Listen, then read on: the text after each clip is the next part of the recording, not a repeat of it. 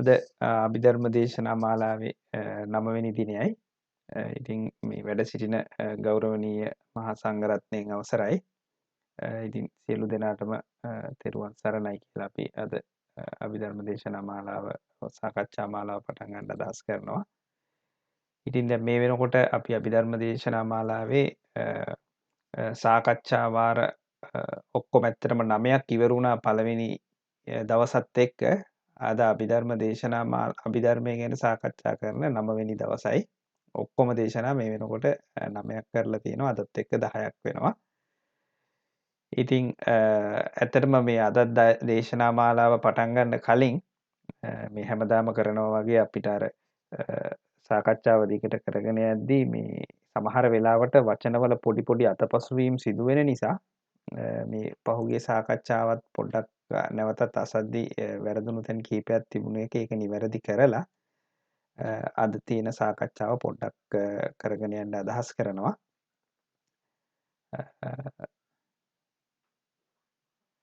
ඉතින් මේ එක තැනක අපි අර හේතු ගැන කතා කරා ගිය පාර සාකච්ඡාවේදී එතන මේ හේතු කියන අර්ථ හතරක් කතා කරා. මූල හේතුව, ඊට පස්සේ ජනක හේතුව, ඊට පස්සේ සම්පාපක හේතුව, ඥාපක හේතුව කියලා හේතු හතරක් කතා කරා.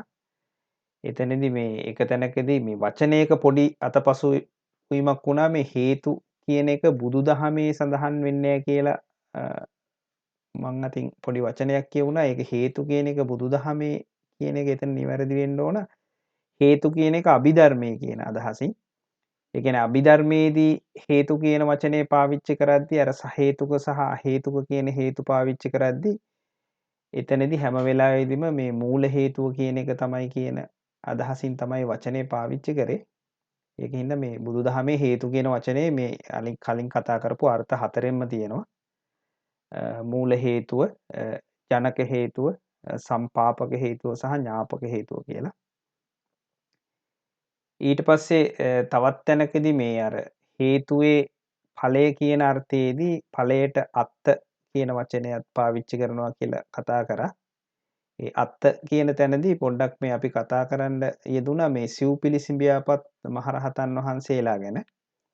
එතන මේ සිව්පිලිසිඹියාපත් මහරහතන් වහන්සේලා ගැන කතා කරද්දිත් මේ වචනයක පොඩි අතපසුවීමක් වුණා. සිව්පිලිසිඹියාපත් කියන්නේ අර්ථ ධර්ම නිරුක්ති පටිභාන කියන අර්ථ හතරෙන් එතනදී මේ නිරුක්ති කියන වචනේදී පොඩ්ඩක් වචනයක් අතපසු වුණා. නිරුක්ති කියන්නේ සාමාන්‍යයෙන් සරල වශයෙන් ගන්නවා නම් ව්‍යවහාර කරන භාෂා 101ක පමණ ඥානය තියෙනවා කියන අර්ථයයි.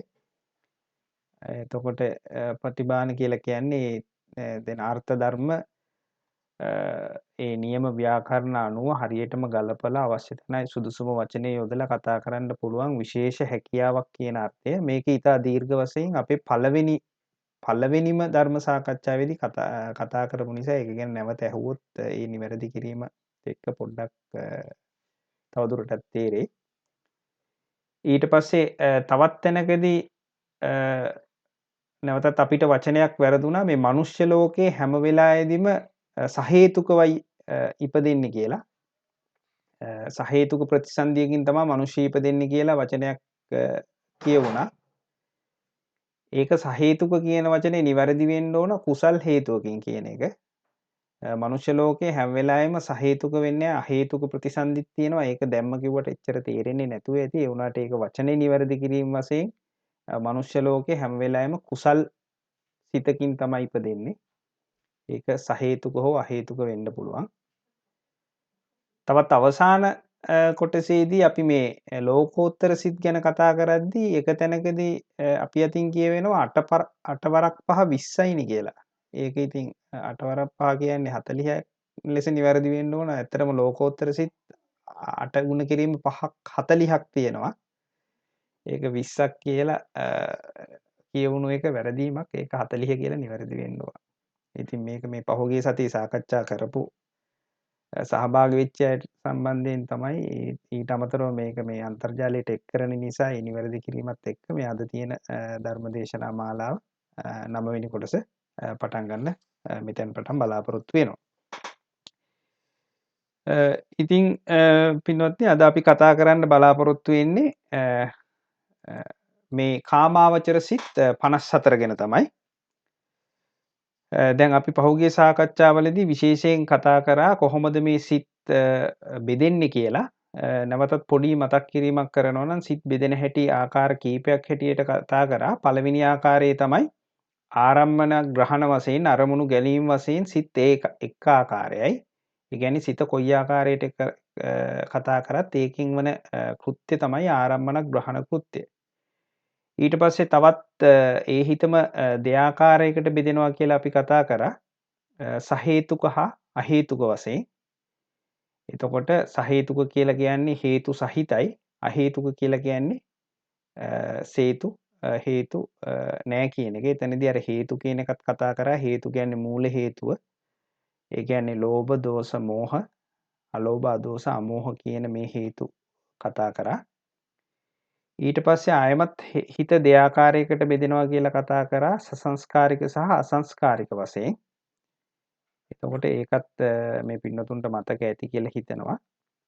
ඊට පස්සේ ආයමත් හිත තුන් ආකාරයකට බෙදනවා කිව්වා. කුසල්, අකුසල්, අව්‍යාකෘත වශයෙන්. ඊට පස්සේ ආයමත් සිත හතර ආකාරයකට බෙදනවා කිව්වා.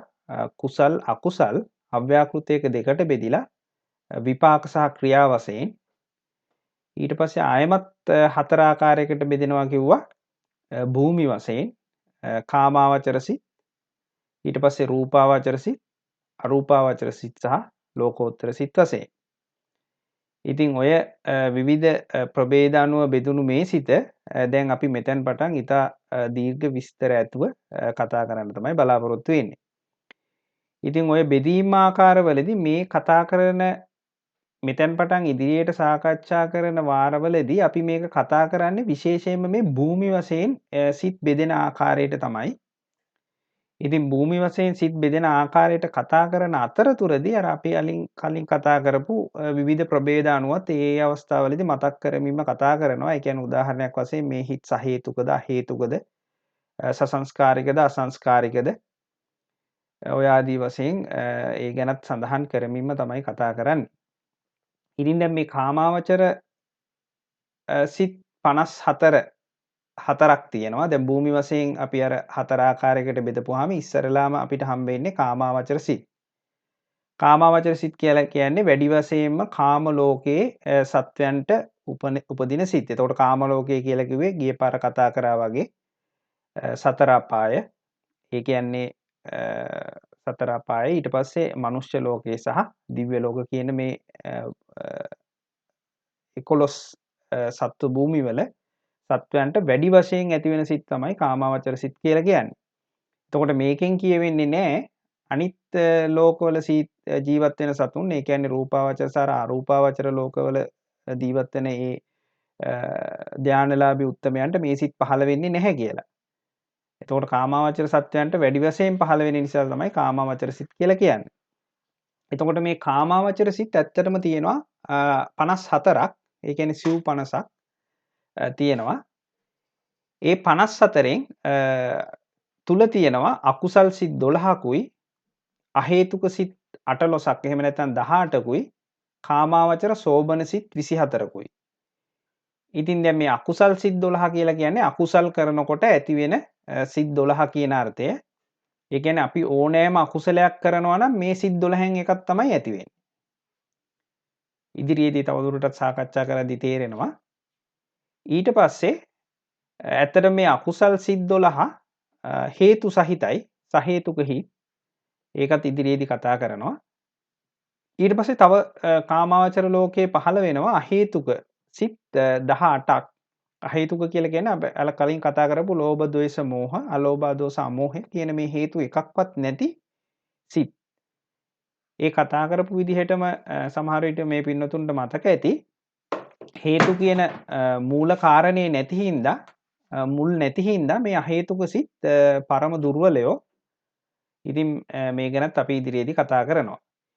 ඊට අමතරව මේ කාමාවචර සෝබන සිත් කියලා කියන්නේ කාමාවචර කුසල් සිත් කියන තේරුම. මේ කුසල් සිත් තියෙනවා 24ක්. ඒකත් ඉදිරියේදී විස්තර ඇතුව කතා කරනවා. ඉතින් මේක තමයි මේ කාමාවචර සිත් 54 කියලා කියන්නේ. ඉතින් පින්වත්නි මොනවාද මේ අකුසල් සිත් 12 කියලා කියන්නේ කියලා තව දුරටත් විග්‍රහ ඇතුව කතා කරනවා නම් මේ කාගේ හරි సంతානයක ඇති වුණොත් අනාගතයේදී ඔහුට අනිෂ්ට විපාක ඇති කරන සිත් තමයි මේ අකුසල් සිත් කියලා කියන්නේ. එතකොට මේ අකුසල් සිත්වල අනිවාර්යයෙන්ම යෙදෙන කාරණයක් තියෙනවා ලෝභය කියලා. මේ අකුසල් සිත් 12 අනිවාර්යයෙන්ම ලෝභය යෙදෙනවා. සමා වෙන්න. මේ අකුසල් සිත් 12 අනිවාර්යයෙන්ම මෝහය යෙදෙනවා. මෝහයට අමතරව ඒ සුදුසු ආකාරයට ලෝභය සහ ද්වේෂයත් යෙදෙනවා. ඉතින් ඒක නිසා මේ අකුසල් සිත් එක්කෝ ඒක හේතුක වෙනවා.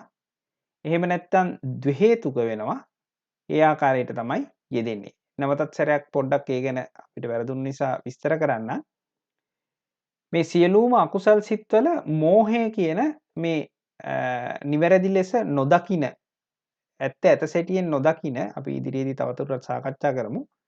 චෛතසිකයේ යෙදෙනවා. ඒක නිසා මේ මෝහය කියන්නේ නිවැරදි දේ නිවැරදි ලෙස වටහා නොගන්න නිසා තමයි මේ අකුසල් සිත් අනිවාර්යයෙන්ම ඇති වෙන්නේ.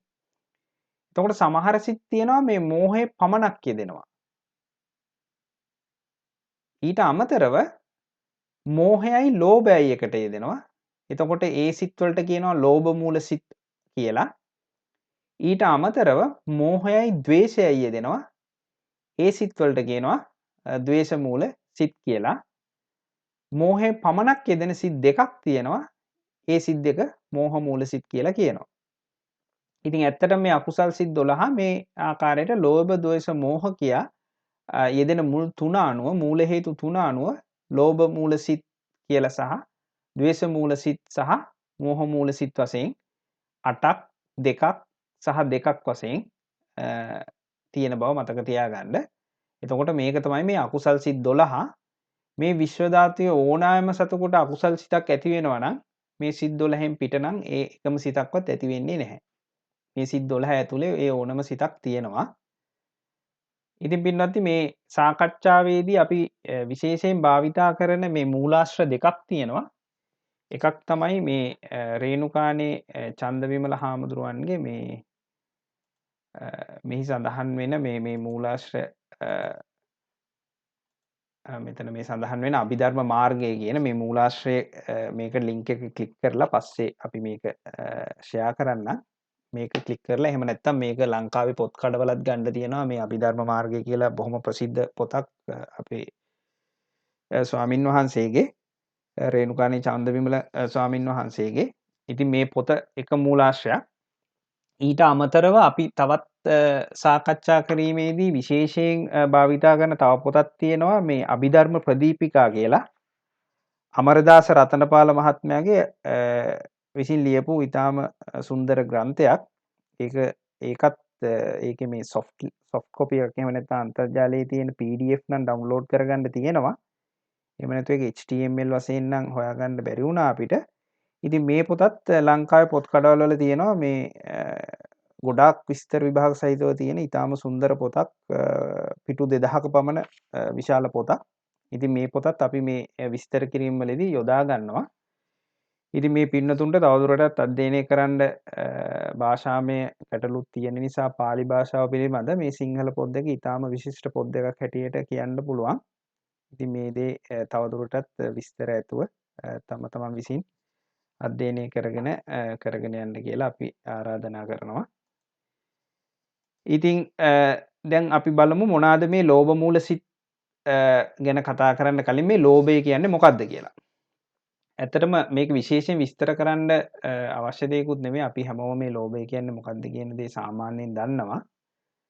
ඒ කියන්නේ යමක් හොඳයි, ලස්සනයි, මිහිරි කියා ඒ දේවල් වලට පුද්ගලයන් ඇලුම් කරන ස්වභාවයට තමයි ලෝභය කියලා කියන්නේ. මේ ලෝභය කියන්නේ ඇත්තටම චෛතසිකයක්.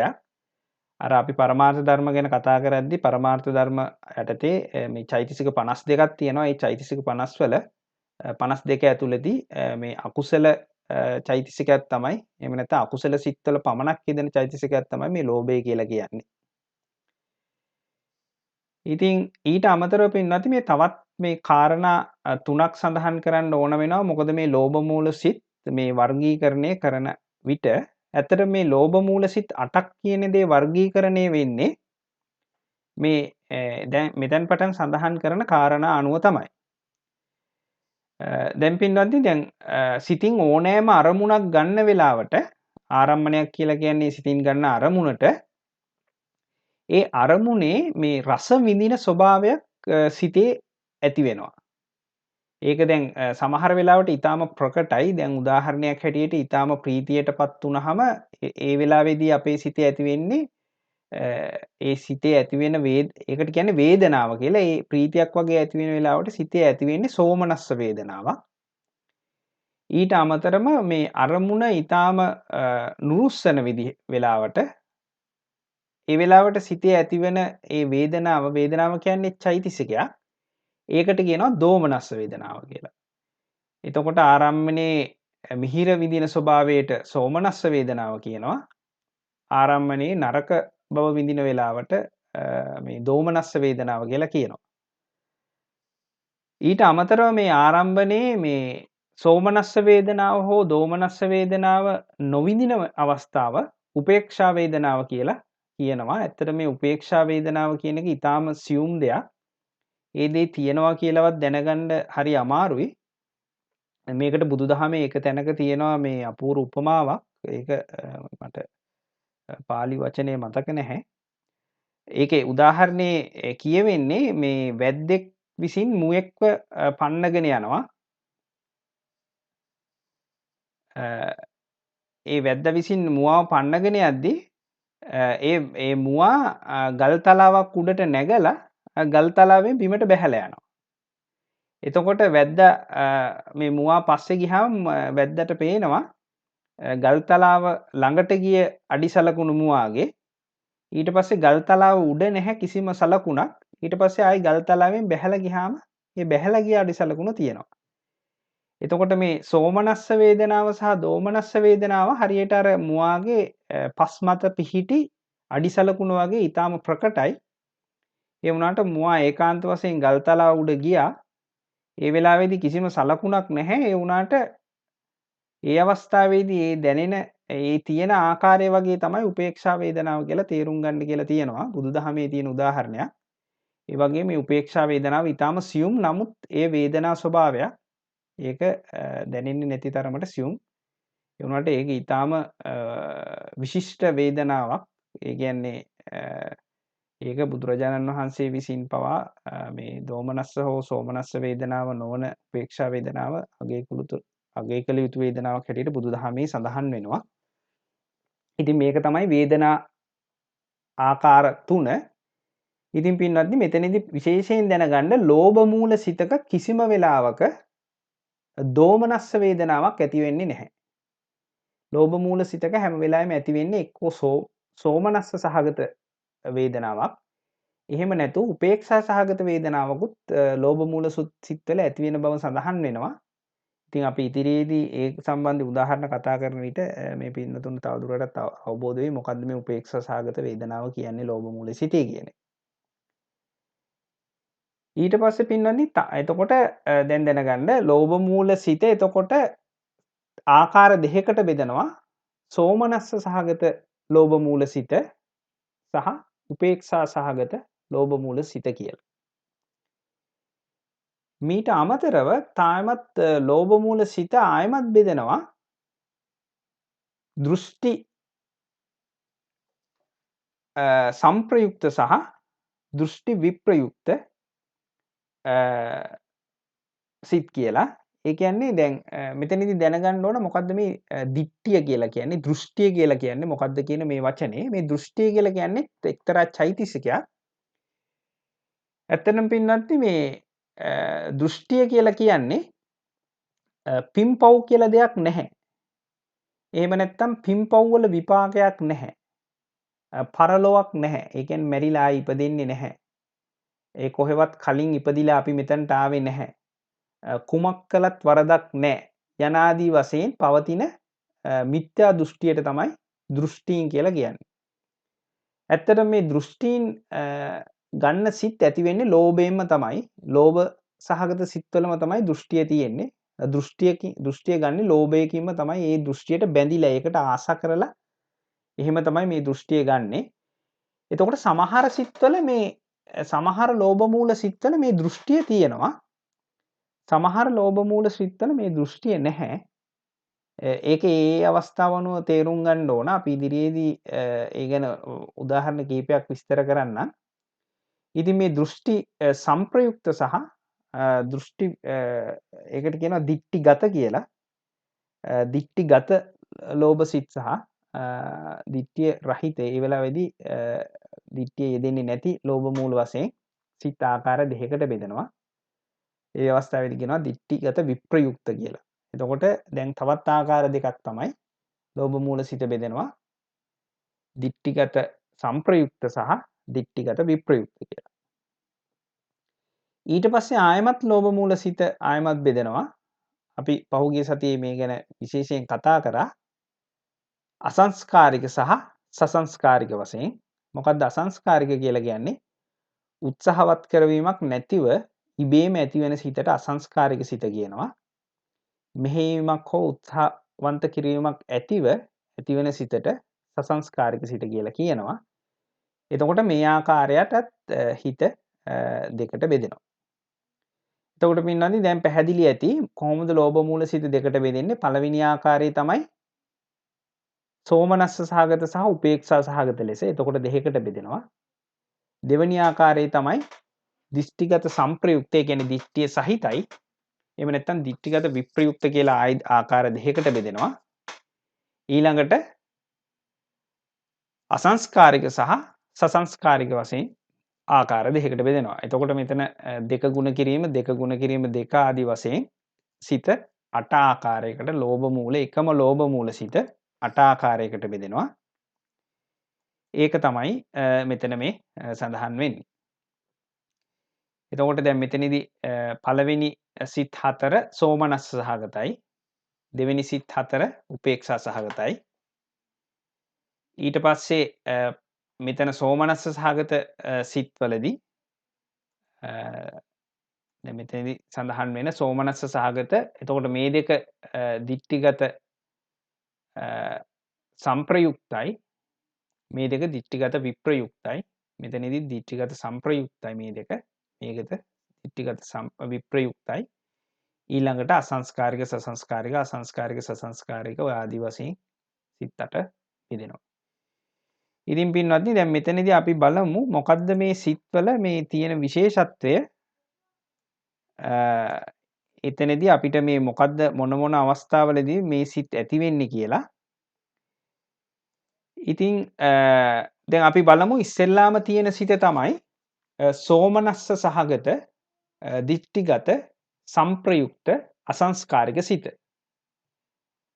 ඉතින් දැන් මෙතනදී මොකද්ද මේ සෝමනස්ස සහගත කියලා කියන්නේ? අපිට තේරෙනවා හැම වෙලාවෙම මේක හිත මේ සතුටින් තමයි මේ සිත ඇති වෙන්නේ. ඒ කියන්නේ ලෝභයක් සහිත සතුටක් සහිත සිත. මොකද්ද එතකොට මෙතන මේ දිට්ඨිගත සංප්‍රයුක්ත කියලා කියන්නේ? එතකොට දිට්ඨිගත සංප්‍රයුක්ත කියන්නේ මොකක් හරි යම්කිසි වැරදි දෘෂ්ටියකින් තමයි මේ ලෝභ සහගත සිත ඇති වෙන්නේ. දැන් උදාහරණයක් හැටියට දැන් පොහොසත් කෙනෙක් වෙත පොහොසත් කෙනෙක් ළඟ වැඩිපුර දේවල් තියෙනවා. ඒ වැඩිපුර දෙයක් ගත්තට කමක් නැහැ කියලා හිතනවා. දැන් අපි හැමෝම දන්නේ එහෙම කතා තියෙනවා. මේ ඕනෑම සංස්කෘතියක් තුල ඒ වගේ පොහොසතුන්ගෙන් අරගෙන දුප්පතුන්ට බෙදා දෙන සොරු ගැන පවා තියෙන කතා තියෙනවා. එතකොට මේ පොහොසතා ළඟ තියෙන දේ ගත්තට කමක් නැහැ කියන දේ වැරදි සහගත දෘෂ්ටියක්. ඊට පස්සේ තවත් තියෙන්න පුළුවන් අධර්මයෙන් උපයා තිබෙන මේ වස්තුව ගැනීමෙන් වරදක් නැහැ ආදි වශයෙන් ඒ වගේ දෘෂ්ටි තියෙන්නත් පුළුවන්. ඉතින් මේ වගේ මොකක් හරි මිත්‍යා අදහසක් පෙරටු කොටගෙන ඊටාම සන්තෝෂයෙන් මේ කාගේවත් මෙහෙයුමක් නැතුව ඒ කියන්නේ අසංස්කාරික කරන ඇති වෙන සිත් තමයි එතකොට මේ සෝමනස්ස සහගත දිට්ඨිගත සංප්‍රයුක්ත අසංස්කාරික සිත කියලා කියන්නේ. එතකොට දැන් මේක අර කතා කරපු දෙයට හොඳ උදාහරණයක් හැටියට තමයි දැන් කවුරු හරි හොරෙක් හිතනවා හරි මෙයා හරිම පෝසත් එයාගෙන් ගත්තට කමක් නැහැ. එහෙම නැත්නම් මේ ධනියත් උපයලා තියෙන්නේ අධර්ම විදිහට අධර්මිෂ්ඨ විදිහට එයාගෙන් ගත්තත් කමක් නැහැ කියලා හිතමින් ඒ දෘෂ්ටිය සහිතව ඉතාමත් සන්තෝෂයෙන් හොරකම් කරනවා. එතකොට මේ ඒ වෙලාවේදී ඒ සොරාට ඇති වෙන්නේ මේ සෝමනස්ස සහගත දෘෂ්ටිගත අසංස්කාරික සිතක්. ඊටාම විශිෂ්ට ලෙස මේ දේ කරන විදිහට වෙලාවට. එතකොට දැන් මේ දෙවෙනි හිත ගත්තොත් මේ දැන් ඒ සොර මුලේ තව කවුරු හරි ඉන්නවා නම් අතවැසියෙක් එහෙම නැතිනම් එයා යටතේ නායකයා යටතේ ඉන්න තවත් සමාජිකයෙක් ඒ සමාජිකයව උත්සාහ කරවීමකින් ඒ හොරකම කරවන්න පුළුවන් නායකයා විසින්. එතකොට ඒ උත්සාහවන්ත කරවීමකින් කරන ඒ අතවැසියට සමහර වෙලාවට පහළ වෙන්නේ මේ සෝමනස්ස සහගත දෘෂ්ටිගත සංප්‍රයුක්ත සසංස්කාරික සිතක්. මොකද නායකයා කියපු නිසා තමයි එයා ඒ හොරකම කරන්නේ කාගේ හරි මෙහෙයුමකින්. එතකොට ඒ අවස්ථාවේදීත් එයා තුල සෝමනස්ස සහගත වෙන්න පුළුවන්. කොහොමත් හොරකම් කරද්දී සෝමනස්ස සහගත හිතින් කරන්න පුළුවන්. ඒ වගේම අර කලින් කියපු දෘෂ්ටිය තියෙනවා නම් එතකොටත් එයාට ඒ දෘෂ්ටිගත සංප්‍රයුක්ත ඒ ආකාරයට හිතක් උපදින්න පුළුවන්. එතකොට ඒ වගේ කිසිම මේ දෘෂ්ටියක් පෙරදරි කරගන්නේ නැතුව කෙනෙකුගේ මෙහෙයුමකුත් නැතුව සමහර වෙලාවට මේ හොරෙන් අන් අයගේ දේවල් ගන්න පුළුවන්. ඒ වෙලාවට කරන ඒ වෙලාවට ඇතිවෙන සිත අර කලින් කියපු දේවල්ත් එක්ක සසඳලා බලපුවාම තේරෙනවා සෝමනස්ස සහගතයි, දෘෂ්ටිගත විප්‍රයුක්තයි, අසංස්කාරිකයි. ඒ වගේම අනුන්ගේ මෙහෙයුමකුත් නැතුව තමා විසින්ම තමාගේ සිත උත්සාහ කර ගැනීමකින් හෝ ඉහත කී පරිදි කිරීමේදී සෝමනස්සාගත දිට්ඨිගත විප්‍රයුක්ත සංස්කාරික සිතක් උපදිනවා. ඒ කියන්නේ කවුරු හරි මෙහෙवला හරි තමන් විසින්ම මෙහෙයුමින් ඒ කාර්ය කරනවා නම් ඒ අවස්ථාවේදී ඇති වෙන්නේ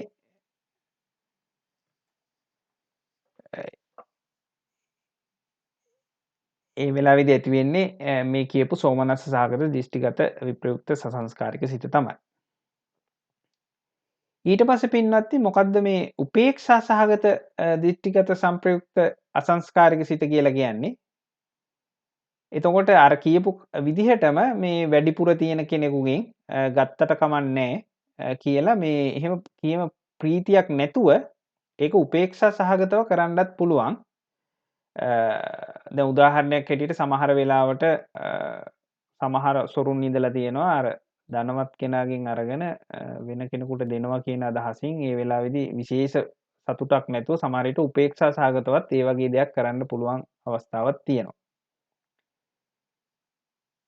ඉතින් ඒ ආකාරයටම තමයි පින්වත්නි මේ අනුන්ගේ මෙහෙයුමකින් හෝ තමන් විසින් පසුබස්නාසිත උත්සාහ කරවා ගැනීමෙන් කරන්න පුළුවන් අවස්ථාවකදී හොරකමක් වගේ අවස්ථාවකදී උපේක්ෂා සහගත දිෂ්ටිගත සංප්‍රයුක්ත සසංස්කාරික සිත ඉපදෙනවා.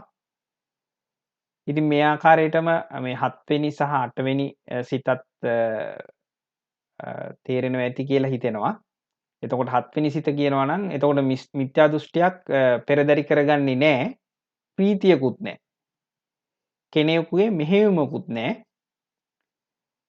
ඒ ආදි වශයෙන් අදත්තා දානයක් ඒ කියන්නේ අන්සතු දෙයක් ගැනීමේදී ඇති වෙන්නේ උපේක්ෂා සහගත දිට්ඨිගත විප්‍රයුක්ත අසංස්කාරික සිතයි. ඒ වගේම 8 වෙනි සිතත් ඒ ආකාරයටම හිතා ගන්න පුළුවන්. ඒ කියන්නේ විස්තර කරනවා නම් කෙනෙකුගේ මෙහෙයුමකුත් නැහැ.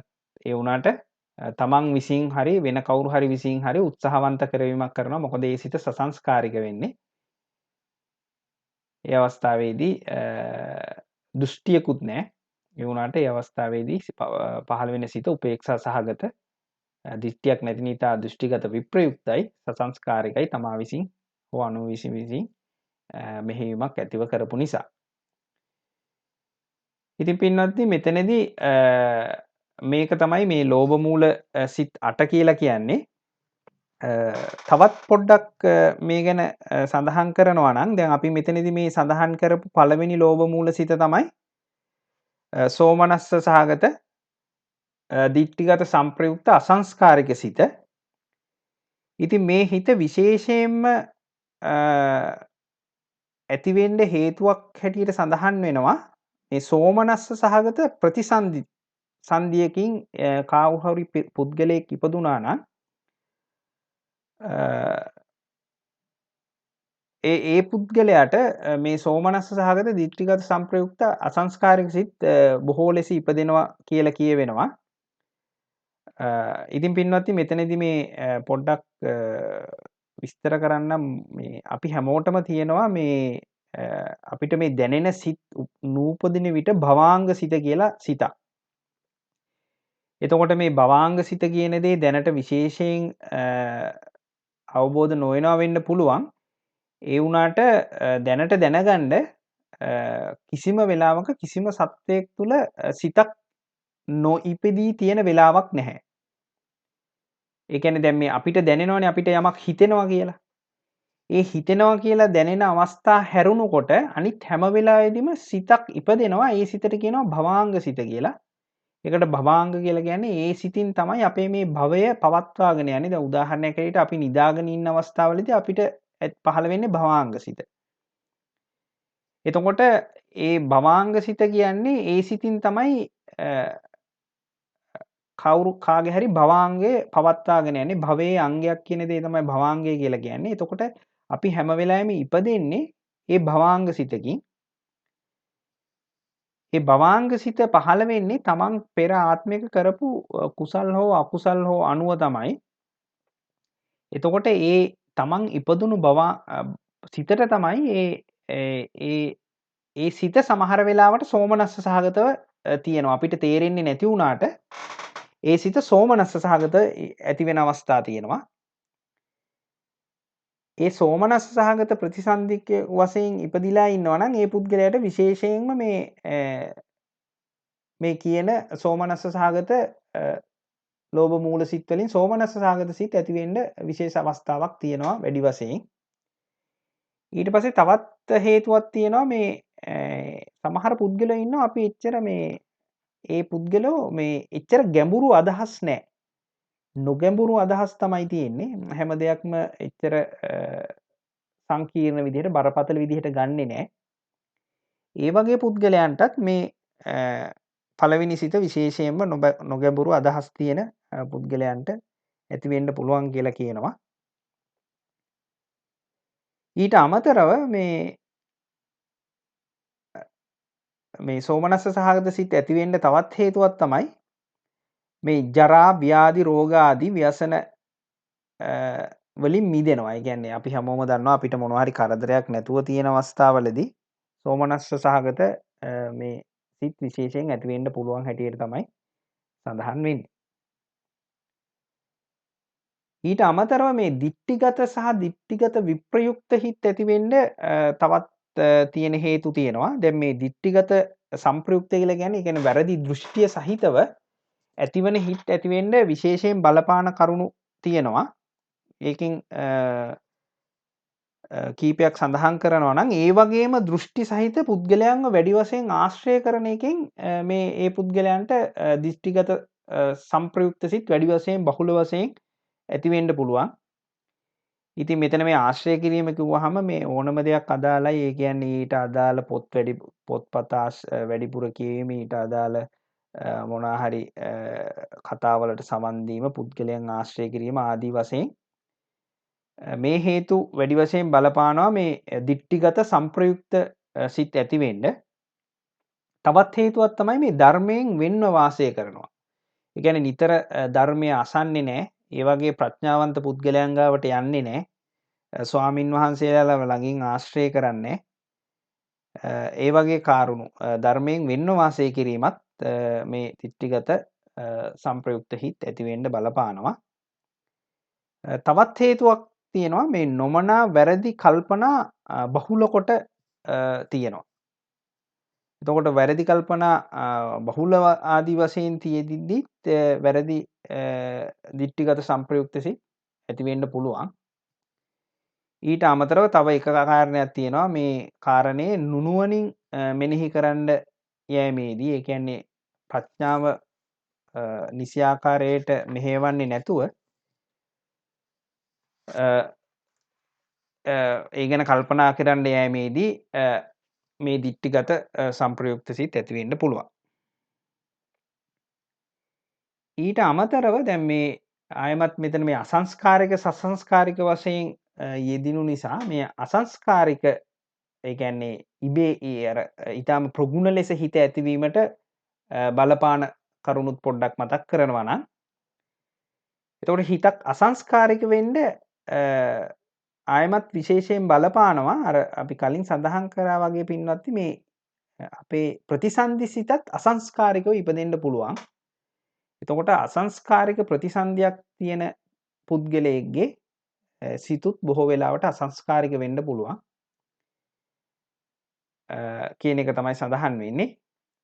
ඊට අමතරව මේ අසංස්කාරික හිත ඇති වෙන්න තවත් විශේෂ බලපෑමක් තියෙනවා මේ සිත සහ කය නිරෝගීව තියෙනවා. ඊටාම නිරෝගී නම් සිතත් කයත් දෙකම ඒ පුද්ගලයාටත් අසංස්කාරික සිත් ඇති වෙන්න පුළුවන්. ඊට පස්සේ තවත් සඳහන් වෙනවා ඉවසීම බහුල පුද්ගලයෙකුට අසංස්කාරික සිත් ඇති වෙන්න පුළුවන් කියලා. ඒක කාරණයක් වශයෙන් සඳහන් කරාට ඒක කොහොමද ඇති වෙන්නේ කියන එක ගැන ලොකු අවබෝධයක් කල්පනා කරත් අපිට අවබෝධ වෙන්නේ නැහැ. ඒක මේ පින්නතුන්ට අවබෝධ වෙනවා නම් ඒක හොඳයි. ඉතින් ඒක තවදුරටත් ඉගෙනගෙන ඒ ගැන තවදුරටත් අවබෝධයක් ලබන්න උත්සාහ කරන්න. ඒ වුණාට සඳහන් වෙනවා ඉවසීම බහුල නම් ඒ පුද්ගලයාට අසංස්කාරික සිත් වැඩි වශයෙන් පහළ වෙන බව. ඊට පස්සේ අපි අර පහුගිය සතියේත් කතා කරා වගේ කටයුත්තේහි ඊටාම හොඳ පුරුද්දක් තියෙනවා නම් ඒක අසංස්කාරික සිත් පහළ වෙන්න බලපානවා. දැන් අපි උදාහරණයක් හැටියට දන්නවා දැන් අපි හැමෝම ඒ කියන්නේ වාහනයක් පදවන්න පුරුදු වෙනවා නම් අපි වාහනේ පදවන්න පුරුදු වෙන මූලික කාර්යයේදී වාහනේ පදවන්නේ සසංස්කාරික ලෙස.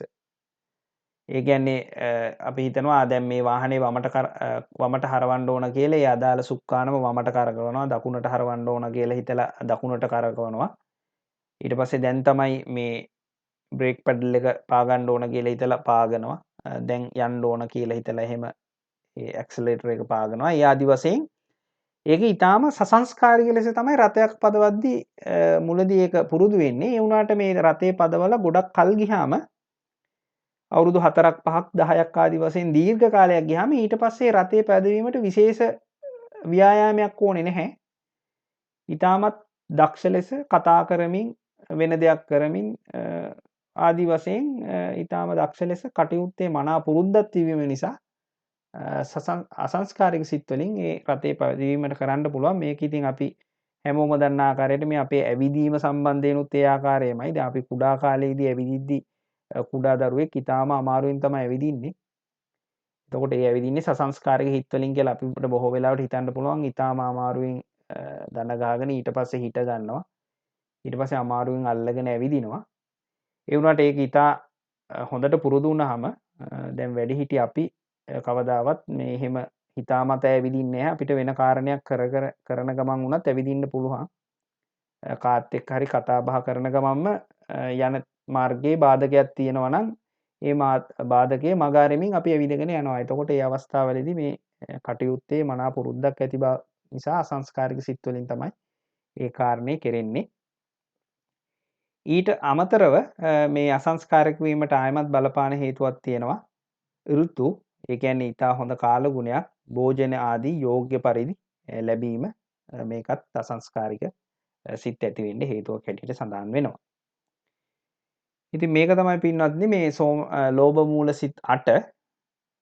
ඉතින් මේ ලෝභ මූල සිත් 8 දැන් අපි කතා කරා මම හිතනවා මේ පින්නතුන්ට මතක ඇති හොඳටම. දැන් සෝමනස්ස සහගත වශයෙන් සහ දෙකට බෙදුණා. දිට්ඨිගත සම්ප්‍රයුක්ත සහ දිට්ඨිගත විප්‍රයුක්ත වශයෙන් දෙකකට යෙදෙනවා. ඊට පස්සේ අසංස්කාරික සහ සංස්කාරික වශයෙන් දෙකකට බෙදෙනවා. එතකොට පින්නත්නි මේ ලෝභ මූල සිත් වලින් කරන අකුසල තමයි අදත්තා දාණය. ඒ කියන්නේ කාගේ හරි දෙයක් හොරෙන් ගැනීම, කාම මිත්‍යාචාරය, ඒ කාමයේ වරදවා හැසිරීම, මුසාවාදේ, බොරු කියන කොටත් ලෝභ මූල සිත් වලින් වෙන්න පුළුවන්. දැන් උදාහරණයක් ඇටියට ඒ කියන්නේ අකාරණේ සමහර වෙලාවට අපි දන්නේ නැහැ පින්නත් මේ අකුසල් අපි අතින් ඊටාම සියුම් ලෙස වෙනවා. දැන් උදාහරණයක් හැටියට අපි කාට හරි අපගේ මිත්‍රයෙකුට කියනවා අසවල් වෙලාවට මම එනවා කියලා. ඒ වුණාට තමන්ගේ ප්‍රමාදයක් නිසා ගෙදරින් යන්න පරක්කු වෙන හේතුව නිසා ඒ කියපු වෙලාවට යාළුවා හම්බ වෙන්න යන්න බෑ. එතකොට දැන් අපි 10ට හම්බ වෙන්න එනවා කිව්වනම් අපි එතනට යද්දි 10:30 වෙනවා. ඇත්තටම 10:30 වුණේ වෙන කාරණයක් හින්දා නෙමෙයි අවශ්‍ය තරම් කලින් තමන් ගෙදරින් නොගිය නිසා ඒ වුණාට යාළුවා අහනවා ඇයි පැය භාගයක් පරක්කු වුණේ කිව්වහම කියනවා මේ වාහන තදබදයක් තිබුණු නිසා මම පරක්කු වුණා කියලා. එතකොට එතන පැහැදිලිව තියෙන්නේ මේ ලෝභ මූලසිතක්. මොකද මේ තමන්ගේ ප්‍රතිරූපය සම්බන්ධයෙන් ලෝභයක් තියෙන නිසා අර මම ගෙදරින් පරක්කු වුණා කියන කාරණේ නොකිය වෙන මොකක් හරි මුසාවාදයක් කියලා ලෝභ මූලසිතකින් කරන අකුසලයක් තමයි ඒක. ඊට අමතරව මේ පිසුනා වාචය කියලා කියන්නේ ප්‍රියයන් ભેද කෙරෙවීම සම්බන්ධයෙන් ඇතිවෙන වචන ප්‍රියයන් ප්‍රියභාවයේ සුණු වෙන ආකාරයට වචන හානි කිරීම. ඉතින් පිසුනා වාචය. ඊට පස්සේ සම්ප්‍රප්පලාප කියලා කියන්නේ අපි දන්න මේ දෙතිස් කතා කියලා කියවෙනවා අර කිසිම වශයකින් අදාළ නැති මෙති ඇමතිවරුන් රාජ්‍ය අමාත්‍යවරුන් ඊට පස්සේ නළු නිලියන් ඔය ආදි වශයෙන් දෙතිස් කතාවක් ගැන බුදුදහමේ සඳහන් වෙනවා මේවා ගැන කතා කිරීම සම්ප්‍රප්පලාපය තමයි. ඊට පස්සේ අවිද්‍යාව කියලා කියන්නේ පින්වත්නි අන් අයගේ සම්පත් පිළිබඳ අධික ලෙස ලෝභ කිරීම. ඒ කියන්නේ කාගේ හරි සම්පතක් දැක්කහම ඒක මට තිබුණා නම් හොඳයි කියලා අධික ලෙස තණ්හාවක් ඇතිවීම අවිද්‍යාව. ඊටාම බරපතල අකුසලයක්. ඒ අවිද්‍යාවත් ඇති වෙන්නේ මේ ලෝභ මූල සිතින්ම තමයි. ඊට අමතරව මේ මිත්‍යා දෘෂ්ටිය කියන අකුසලය. මේක තමයි බුදුදහමේ තියෙන අති ප්‍රබලම අකුසලය මිත්‍යා දෘෂ්ටිය. මේ මිත්‍යා දෘෂ්ටිය ගන්නෙත් ලෝභ මූල සිතින්ම තමයි. ඉතින් මේ මිත්‍යා දෘෂ්ටිය ගැන අපි ඉදිරියේදී තවදුරටත් කතා කරමු. දැනට පොඩි වචනයක් සඳහන් කරනවා නම් පින්වත්නි මේ බුදුදහමේ තියෙනවා අනිවාර්යෙන් සතර අපායෙන් නරකයට යන කාරණා 6ක් අකුසල 6ක් තියෙනවා.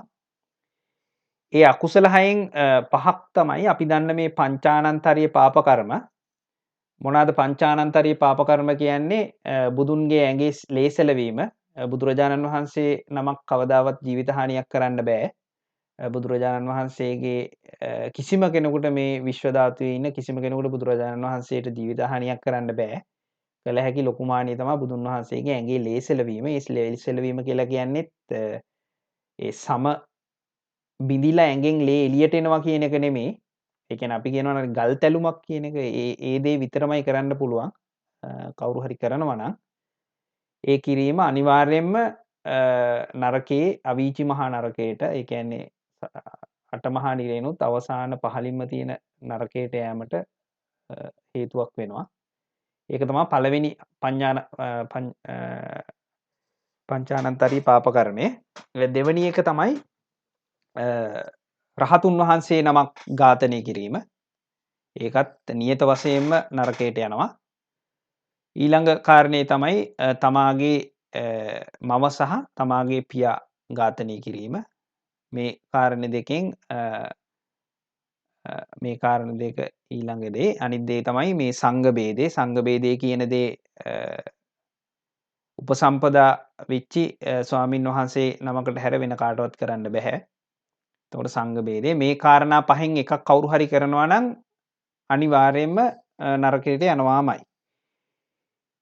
ඒ වුණත් පින්වත්නි මේ අකුසල පහ කවුරු හරි කරා නම් කවදා හරි ඒ පුද්ගලයන් දැන් මේ බුදුදහමේ සඳහන් වෙනවා මේ ලෝක ධාතුව කල්පයකට එක්වරක් මහා කල්පයකට එක්වරක් විනාශ වෙනවා. ඒ විනාශ වෙන අවස්ථාවලදී ඒ නරකයෙන් මිදීමේ අවස්ථාවක් තියෙනවා. මොකද එතකොට නරකේ නැති නිසා එතකොට ඉතුරු වෙන්නේ බ්‍රහ්ම ලෝක පමණයි. ඒ බ්‍රහ්ම ලෝකයකට මාරු වෙලා යනවා. ඒ ලෝකයේ තියෙන.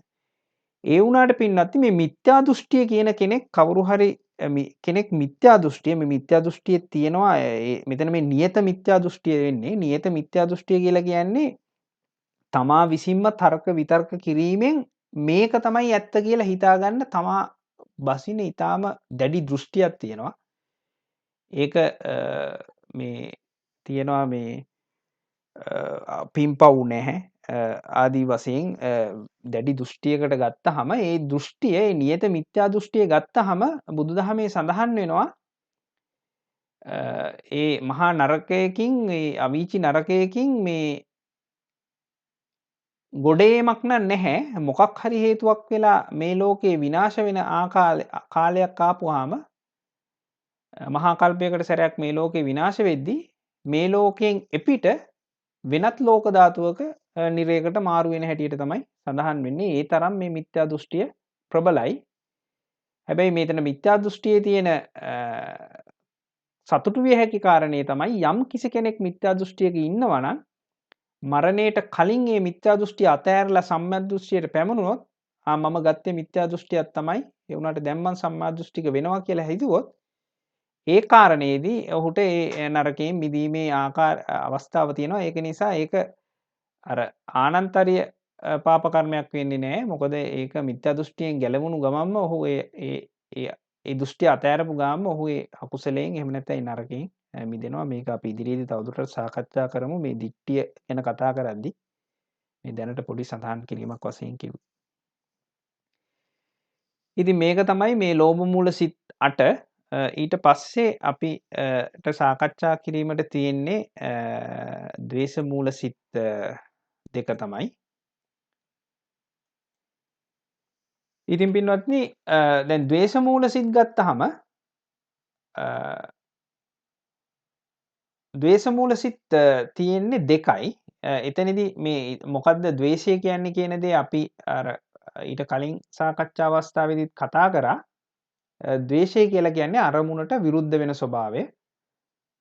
මේකට අරමුණට නොකැමැති ස්වභාවය. මේක අර අපි කතා කරා ඒක විවිධ ආකාරයට සමහර වෙලාවට අපිට තේරෙනවා. ඒ කොහොම කිව්වත් කෝපය කිව්වත් තරහව කිව්වත් වෛරය කිව්වත් භය කිව්වත් අප්පිරියාව නොසතුට ආදි වශයෙන් කියවෙන්නේ මේ හැම දෙයකින්ම කියන්නේ ද්වේෂය තමයි. ඒ ද්වේෂයේ ස්වභාවය තමයි අරමුණ නොරුස්සන ගත්ත. එහෙම නැත්නම් අරමුණේ හැප්පෙන බව. එහෙම නැත්නම් ඒකට කියනවා ප්‍රතිගය කියලා. ප්‍රතිගය තමයි මේකට හේතුව. ඉතින් පින්වත්නි මේ පටිගය ඇති වෙන හිත් දෙකක් තියෙනවා අපිට.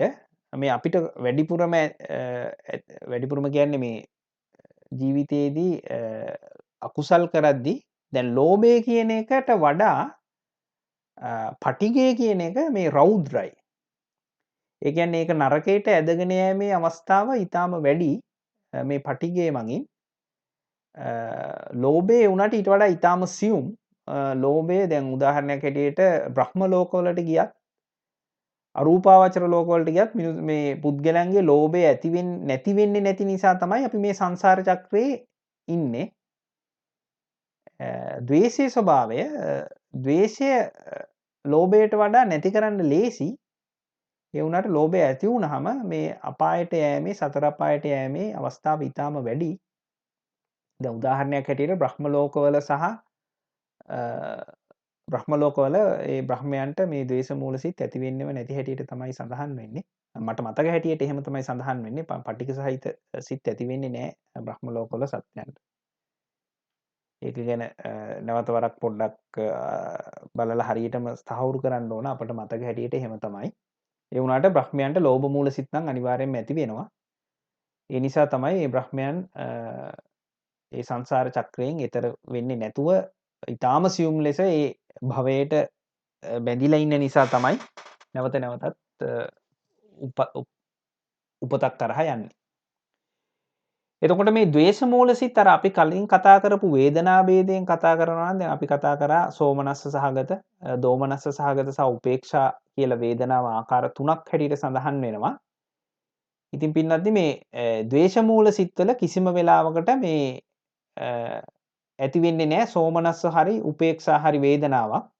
හැම වෙලාවෙම ද්වේෂ මූල සිත්වල ඇති වෙන්නේ දෝමනස්ස වේදනාවක්ම තමයි. ඒක නිසා මේ ද්වේෂ මූල සිත් මේ වේදනා ભેදයක් නෑ ඒකට. ඒ කියන්නේ කොහොමත් දෝමනස්ස සහගතම තමයි. ඒක නිසා වේදනා ભેදයක් ඇති වෙන්නේම නැහැ. ඊට අමතරව මේ ද්වේෂ මූල හිතට මේ හිත දෙකට බෙදෙන්නේ මේ සසංස්කාරික සහ අසංස්කාරික වශයෙන් පමණයි. ඒ කියන්නේ ඉබේම ද්වේෂය ඇති වෙන අවස්ථාව සහ කාගේ හරි උවමනාවකින් හෝ තමාගේම මෙහෙයීමකින් මේ ද්වේෂය ඇති වෙන ආකාරය තමයි මේ ද්වේෂ මූල සිත්වල තියෙන්නේ. එතකොට සසංස්කාරික සහ අසංස්කාරික වශයෙන් පමණයි ද්වේෂ මූල සිත් ඇති වෙන්නේ. එතකොට පින්වත්නි මෙතනදී මේ තවත් විශේෂයෙන් දැනගන්න මේ ද්වේෂ මූල සිත් ඇති වෙද්දී මේ මෙතන මේ හැම වෙලාවෙදිම මේ ද්වේෂ මූල සිත් ඊළඟ එකේදී පෙන්නනවා නම් මේක මේ ප්‍රතිග සංප්‍රයුක්ත කියන වචනය පැහැදිලිවම දක්වනවා. මොකද පින්වත්නි මේ ද්වේෂ මූල සිත්වල ප්‍රතිගය එහෙම නැත්නම් පටිගය කියන ගැටීම නැතුව කවදාවත් ද්වේෂ මූල සිත් නම් ඇති වෙන්නේ නැහැ. උදාහරණයක් හැටියට දැන් මේකත් මේ රේණුකානේ චන්ද්‍රවිමල හාමුදුරුවන්ගේ එක්තරා පොතක් තියෙනවා චිත්තෝපක්ලේශ ධර්ම කියලා. ඒ පොතේ ඊටාම විස්තර සහිතවත් සඳහන් වෙනවා. ඒකෙදි සඳහන් වෙනවා අපි සමහර වෙලාවට වැරදි දෘෂ්ටියක් තියෙනවා. දැන් උදාහරණයක් හැටියට රියානතුරකට ලක් වෙලා මේ කුඩා සතෙක් පණ ඇද ඇද ඉන්නවා නම් මරණයට ඊටාම ආසන්නයේ ඉන්නවා නම් මේ සතා මේ දුක් විඳිනවනේ කියලා ඒ සතාව මරලා දානවා. එතකොට ඒ අවස්ථාවේදී අපිට නිකන් පේන්නේ ඒක මේ කරන්නේ බොහොම කරුණාවෙන් මෛත්‍රියෙන් කරනවා වගේ පෙවුනට ඒක ඊටාම ඒ සත්ව ඝාතනයක් හා සමානව අකුසලයක්. මොකද පින්වත්නි කිසිම වෙලාවක මේ ප්‍රාණඝාතයක් කරන්න බෑ පටිගයක් නැතුව. ඒ මරණ මොහොතේ ඒ අරමුණ ප්‍රතික්ෂේප කරනවා. ඒක නිසා ඒක ඊටාම තදින් හිතට තම අවබෝධ කරගන්න ඕන කාරණයක්. ඉතින් මේ වගේ කාරණා අවාසනාවකට මේ බෞද්ධයන්ට පවා හරියට නොතේරුම්කම නිසා ඊටාම බරපතල පාප කර්ම පවා කරන්න පුළුවන්. දැන් ඒකට උදාහරණයක් හැටියට කියනවා නම් පින්වත්නි සමහර වෙලාවට තමන්ගේ මම සහ පියා මේ අපි කියන හදිසි මේ ඉන්ටෙන්සිව් කෙයා මොකද්ද හදිසි ප්‍රතිකාර ඒකකයක ඉද්දී අපි හිතමුකෝ මොකක් හරි හේතුවක් නිසා තමන්ගේ දෙමව්පියන්ගෙන් කෙනෙක් ඊටාම අසාධ්‍ය තත්වයක ඉන්නවා. වෛද්‍යවරයා ඇවිල්ලා කියනවා දැන් මේ අම්මව හරි තාත්තා හරි තවදුරටත් බේරගන්න බෑ. මැෂින් එකකින් නම් දිගටම තියාගන්න පුළුවන්. ඉතින් තේරුමක් නැහැ මෙහෙම මේ තියාගන්න එකේ දුක් විඳින එකේ ඊට වඩා හොඳයි මේක මැෂින් එක අයින් කරා නම් කියලා ඒ අවස්ථාවේ කියලා ඒ කියන්නේ මරණයට යොමු කිරීම වඩා හොඳයි මෙහෙම දුක් විඳීමකට වඩා කියලා කිව්වොත් ඒ දරුවා කිව්වොත් එහෙම හරි කමන්නේ එහෙනම් එහෙම කරන්න කියලා ඒ අවස්ථාවේදී ඒ දරුවට මම හවු පියා ඝාතනය කිරීමට ඝාතනය කිරීම නැමැති පාප කර්මය සිද්ධ වෙනවා. ඒක පංචානන්තරීය පාප කර්මයෙන් එකක් බවට පත් වෙනවා. මොකද ඒක කරන්නේ සමහර වෙලාවට අර නොදන්නාකම හින්දා හිතලා කරනවා දැන් මේ අම්මා හරි තාත්තා හරි දුක් විඳිනවා කියලා. ඒ වුණාට ඒක වෙන්නේ ද්වේෂ මූල සිතකින්ම තමයි. ඒ ද්වේෂ මූල සිතින්ම තමයි ඒක කරාට කමන්නේ කියලා කියන්නේ. එහෙම නැතුව කවදාවත් මෛත්‍රී සහගත සිතකින් නම් ඒ දෙයක් කියන්න බෑ කියලා තමයි බුදුදහමේ සඳහන් වෙන්නේ. ඒකින්ද අනිවාර්යයෙන්ම මේ ද්වේෂ සහගත මුල් පටික සංප්‍රයුක්ත බව විශේෂයෙන් දැනගන්න. ඉතින් මේ පටික සංප්‍රයුක්ත සිතක් නැතුව කවදාවත් මේ වගේ අකුසලයක් කරන්න බැරි බවත් පැහැදිලිවම දැනගන්න ඕන. ඉතින් පින්වත්නි මේ ද්වේෂ මූල සිත් ඉපදෙන අවස්ථා ගැන අපි කතා කරා නම් දැන් ප්‍රාණඝාතය කිරීමේදී මෙච්චර වෙලා අපි කතා කරා වගේ. එතකොට පරුස වචන කියලා බැනීමේදී ව්‍යාපාදේ තරහව ඊට පස්සේ සමහර වෙලාවට අදත්තා දාණය ඒ කියන්නේ හොරකම් කිරීම මුසාවාදයක් පිසුනා වාචයත් මේ වගේ දේවල් වුණත් මේ සම්ප්‍රප්පලාපය වුණත් මේ ද්වේෂ සහගත සිත් වලින්ම කෙරෙන්න පුළුවන්. දැන් පින්නන්නේ අපි දන්නේ නැති වුණාට මේ අපි බොහෝම මේ ඉන්නේ මේ නිරේ දෙසට හැරිලා තමයි බොහෝ විට අපි ඉන්නේ. අපි මේ නිරේ දෙසට හැරිලා ඉන්න එක කොච්චරද කියලා කිව්වොත් අපිට ඕනනම් පුළුවන් පින්වත්නි දැන් ඊටාම විශාල ප්‍රමාණයක පිරිසක් රැස් වෙලා ඉන්න සමාගමකට ගිහිල්ලා එක වචනයකින් පරුෂ වචනයකින් බැන්නොත් නරක වචනයකින් බැන්නොත් එතන ඉන්න 100ක් ගණන් 200 ගණන් 1000 ගණක් වුණත් තරහකට පත් කරන්න අපිට පුළුවන්. ඒ වුණාට පින්වත්නි ඔය කට්ටියම ඉන්න තැනට ගිහිල්ලා හැමෝටම මෛත්‍රී කරන්න කියලා කිව්වොත් ඕකෙන් කීයෙන් කී දෙනෙක් මෛත්‍රී කරයිද? ඒ කියන්නේ ඒක තමයි ඒ සත්වයාගේ ස්වභාවය. ඒ කියන්නේ ඊටාම ලේසියෙන් පුළුවන් සත්වයන්ව මේ වැරදි පැත්තට නිරේ දෙසට අරගෙන යන්න. හැබැයි පන්සිල් ගන්න, මෛත්‍රී කරන්න, කරුණාව දක්වන්න කියලා කොච්චර කිව්වත් හරිම අමාරුයි. ඒකෙන් කීප දෙනෙක් හරි ඒකෙන් උඩට ඇදලා ගන්න. ඒකින්ද පැහැදිලිව තේරුම් ගන්න මේ අපි හැමෝම ලෝභය හෝ වේවා, ද්වේෂය හෝ වේවා, මෝහය නම් කොහොමත් ඊටාම අමාරුයි නැති කරන්න රහත් වෙන තුරුම. නැති කරන්න බෑ මොහොයි කොහොමත් රහත් වෙන තුරුම. ඉන්නේ නිරේ දෙසටම තමයි හැරිලා. එහෙම නැතුව මේ මනුෂ්‍ය ලෝකයක් හෝ දිව්‍ය ලෝකයක් හෝ පිට වෙන බ්‍රහ්ම ආදී වශයෙන් ලෝකවලකට හැරිලා එහෙම කුසල් සහගත ලෝකයකට හැරිලා ඉන්න අවස්ථාව ඊටාම අඩුයි. වැඩිපුරම ඊටාම සියුම් ලෙස කටයුතු කරගෙන ගිහිල්ලා මේ ධර්මයට දුරට තව දුරටත් බැහැලා බලද්දි තමයි තේරෙන්නේ. ඒ දුරට බහින තරමට තමයි තේරෙන්නේ අපි තුල කොච්චර අකුසලද ඉපදෙන්නේ කියලා. දැන් මේක මතක් වෙච්ච හින්දාම ඕන්නම් පොඩ්ඩක් තමා විසින්ම කරලා බලන්න. දැන් අපි හිතනවා අපිට ලෝභ මූල සිත් ඇති වෙන්නේ නැහැ කියලා. සමහර වෙලාවට හිතන්න බැරි තරම් සියුම් ලෙස ලෝභ මූල සිත් ඇති වෙනවා. උදාහරණයක් හැටියට කියනවා නම් අපි පාරේ යනවා ඇවිදගෙන. ඇවිදගෙන යද්දී අපිට පැත්තකින් ඇහෙනවා හඬක්. අපි හිතමුකෝ දෙන්නෙක් රණ්ඩු වෙනවා ඇහෙනවා. එහෙම නැත්නම් දෙන්නෙක් රණ්ඩු වෙනවා නෙමෙයි මේ අපිට මොකක් හරි අමුතු සද්දයක් එහෙම නැත්නම් කුරුල්ලෙක් කෑ ගහනවා හරි එහෙම නැත්නම් නොදකපු දර්ශනයක් හරි තියෙන බවක් හැඟුණු ගමන්ම උත්සාහ කරලා බලන්න ඒ දෙස නොබලා යන්න කොච්චර අමාරුද කියලා. ඊට පස්සේ දවසක ඒ වගේ දෙයක් වුණාම එතනදී ඒ පිපාසයක් වගේ දෙයක් හිතට දැනෙනවා ඒ දේ බලන්න ඕන කියලා. ඒ කියන්නේ කවුරු හරි කතා කරනවා ඇහුනොත් ඒ දේ දිහා නැවත හැරිලා බලන්න. ඒක කුරුල්ලෙක් වෙන්න පුළුවන්. එහෙම නැත්නම් රතයක් වෙන්න පුළුවන්. එහෙම නැත්නම් නොදකපු දර්ශනයක් වෙන්න පුළුවන්. ඒ වගේ දෙයක් නැවත හැරිලා නොබලා යන්න පුළුවන්ද කියලා උත්සාහ කරලා බලන්න. එතකොට Tamanට තේරෙයි කොච්චර අමාරුද එහෙම යන්න කියලා. ඒක විශේෂයෙන් ප්‍රගුණ කරන්නේ නැතුව කරගෙන යන්න බෑ. මේ අපේ ජීවිතේදී කරන කාරණා ඊටාම සියුම් ලෙස අධ්‍යයනය කරගෙන යෑමේදී තමයි තේරෙන්නේ අපි වැඩි වශයෙන්ම පහළ වෙන සිත් ලෝභ සහගතයි. ඊට අමතරව ද්වේෂ මූල සිත් පවා ඊටාම බහුල ලෙස ඇති වෙනවා. ඒ කෙසේ වෙතත් ද්වේෂ මූල සිත් මොන ආකාරයෙන් පහළ වුණත් ඒ ඇති වෙන්නේ මේ ද්වේෂ මූල සිත් දෙකෙන් එකක්ම තමයි. ඉතින් පින්වත්නි ඊට අමතරව අවසාන වශයෙන් අපිට අකුසල් සිත් යටතේ කතා කරන්න තියෙන්නේ මෝහ මූල සිත් දෙකයි. ඉතින් මෝහ මූල සිත් දෙක ගැන කතා කරද්දී පොඩ්ඩක් මේ මෝහය කියන්නේ මොකක්ද කියලා ඉස්සෙල්ලා සාකච්ඡා කරලා බලමු. ඉතින් මෝහය කියලා කියන්නේ අපි මේ චෛතසික ගැන කතා කරද්දී ඉතා දීර්ඝ ලෙස සාකච්ඡා කරනවා. දැනට අවශ්‍ය ප්‍රමාණයට පමණක් කතා කරන්නම්.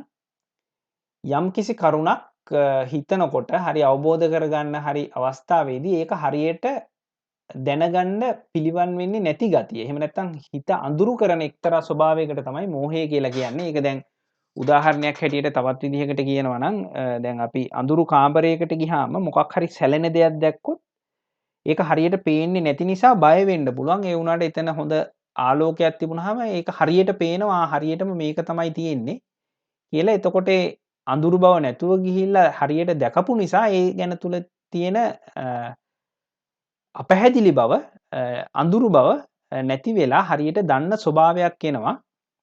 ඉතින් ඒක තමයි අමෝහය කියලා කියන්නේ. එතකොට මෝහය කියලා කියන්නේ යම් යම් කාරණා හරියට දැනගන්න නොහැකි ස්වභාවය තමයි. ඉතින් ඇත්තටම පින්නත්නි මේ මෝහය කියන කාරණය මෝහය කියන්නේ කලිනුත් කතා කරා වගේ මූල හේතුවක්. සියලුම අකුසල් සිත්වල මෝහය ඒකාන්ත වශයෙන්ම යෙදෙනවා.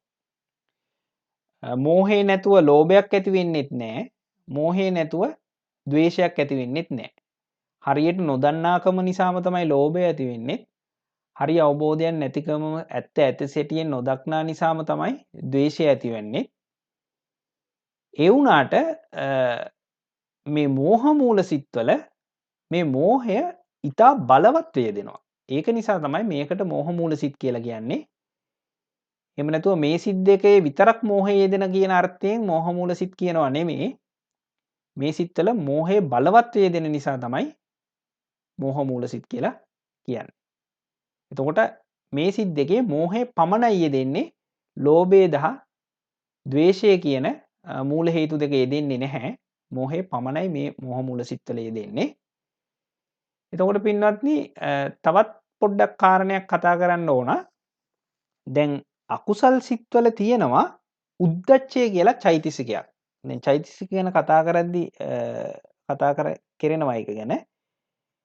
ඇත්තටම පින්වත්නි දැන් මේ අකුසල් සිත්වල මෝහය යෙදෙනවා වගේම අකුසල් සිත්වල අනිවාර්යයෙන් යෙදෙනවා උද්දච්චය කියලා චෛතසිකයක්. ඒකට කියනවා දැන් මේ උද්දච්චය කියන්නේ මොකක්ද කියලා කිව්වොත් පින්වත්නි දැන් මේ අකුසල් සිත්වල ස්වභාවය තමයි අපිට තේරෙන්නේ නැති වුණාට ඒ අකුසල් සිත් වලින් අපිව පීඩාවට පත් කරනවා. දැන් කාගේ හරි సంతානයක ඉපදුනොත් ඒක නිසා ඒ සත්වයා පීඩා විඳින අර්ථයෙන් තමයි මේකට අකුසල් සිත් කියලා කියන්නේ. ඉතින් දැන් අපි උදාහරණයක් හැටියට දන්නවා දැන් අපි කිව්වොත් දැන් අපි හිතමුකෝ කවුරු හරි පුද්ගලයෙක් ඊටාම වේදනාවක් සහිතව ඉන්නවා. අපි හිතමුකෝ මොකක් හරි දදයක් හරි කුෂ්ඨයක් හරි නිසා ඊටාම කසනවා කියලා. මොකක් හරි කසනවා වගේ වේදනාවක් තියෙනවා. එතකොට ඒ පුද්ගලයාට අර එක විදිහකට ඉන්න බැරි ගතියක් තියෙනවා. මේ කැසීම නිසා ඒ පැත්තට හැරෙනවා මේ පැත්තට හැරෙනවා. ඔය ආදි වශයෙන් එක විදිහකට ඉන්න බැරි ස්වභාවයක් තියෙනවා ඒ කැසීම කියන වේදනාව නිසා. අන්න ඒ වගේම පින්වත්නි මේ අකුසල් සිත්වල තියෙන මේ වේදනාව නිසා මේ සිත්වල තියෙනවා උද්දච්චය කියලා එක්තරා චෛතසිකයක්. ඒ උද්දච්චයෙන් කරන්නේ ඒ වගේ හිතට එක විදිහකට ඉන්න දෙන්නේ නැහැ, සැලෙනවා. ඒ කියන්නේ කලබල ගතියයි හැම වෙලාවෙම මේ චෛතසිකයේ සෑම අකුසල් සිතකම තියෙනවා. ඒ වුණාට මේ මෝහ මූල අකුසල් සිතේ මේ උද්දච්චය කියන දේ ඊටාම දැඩි ලෙස තියෙනවා. අනිත්වට වඩා තියෙනවා. ඒක නිසා මේ මෝහ මූල සිත බෙදෙන්නේ ආකාර දෙකකට තමයි. ඒ යෙදෙන්නේ මෝහ මූල සිතේ යෙදෙන මේ උද්දච්චය කියන කාරණයයි ඊට අමතරව මේ විචිකිච්ඡාව කියන කාරණයයි එක තමයි මේ මෝහ මූල සිත දෙකකට බෙදෙන්නේ. මේ මෝහ මූල සිත බෙදෙන්නේ විචිකිච්ඡාව සහ උද්දච්චය කියන චෛතසික දෙකකින් විතරයි. මොකක්ද ඒ කියන්නේ? දැන් විචිකිච්ඡාව කියන්නේ පින්වත්නි මේ සැකය කියන එක.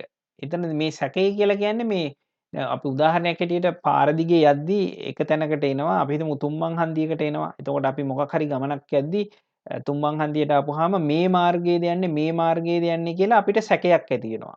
ඒ සැකය නෙමෙයි මෙතන මේ විචිකිච්ඡාව කියලා කියන්නේ.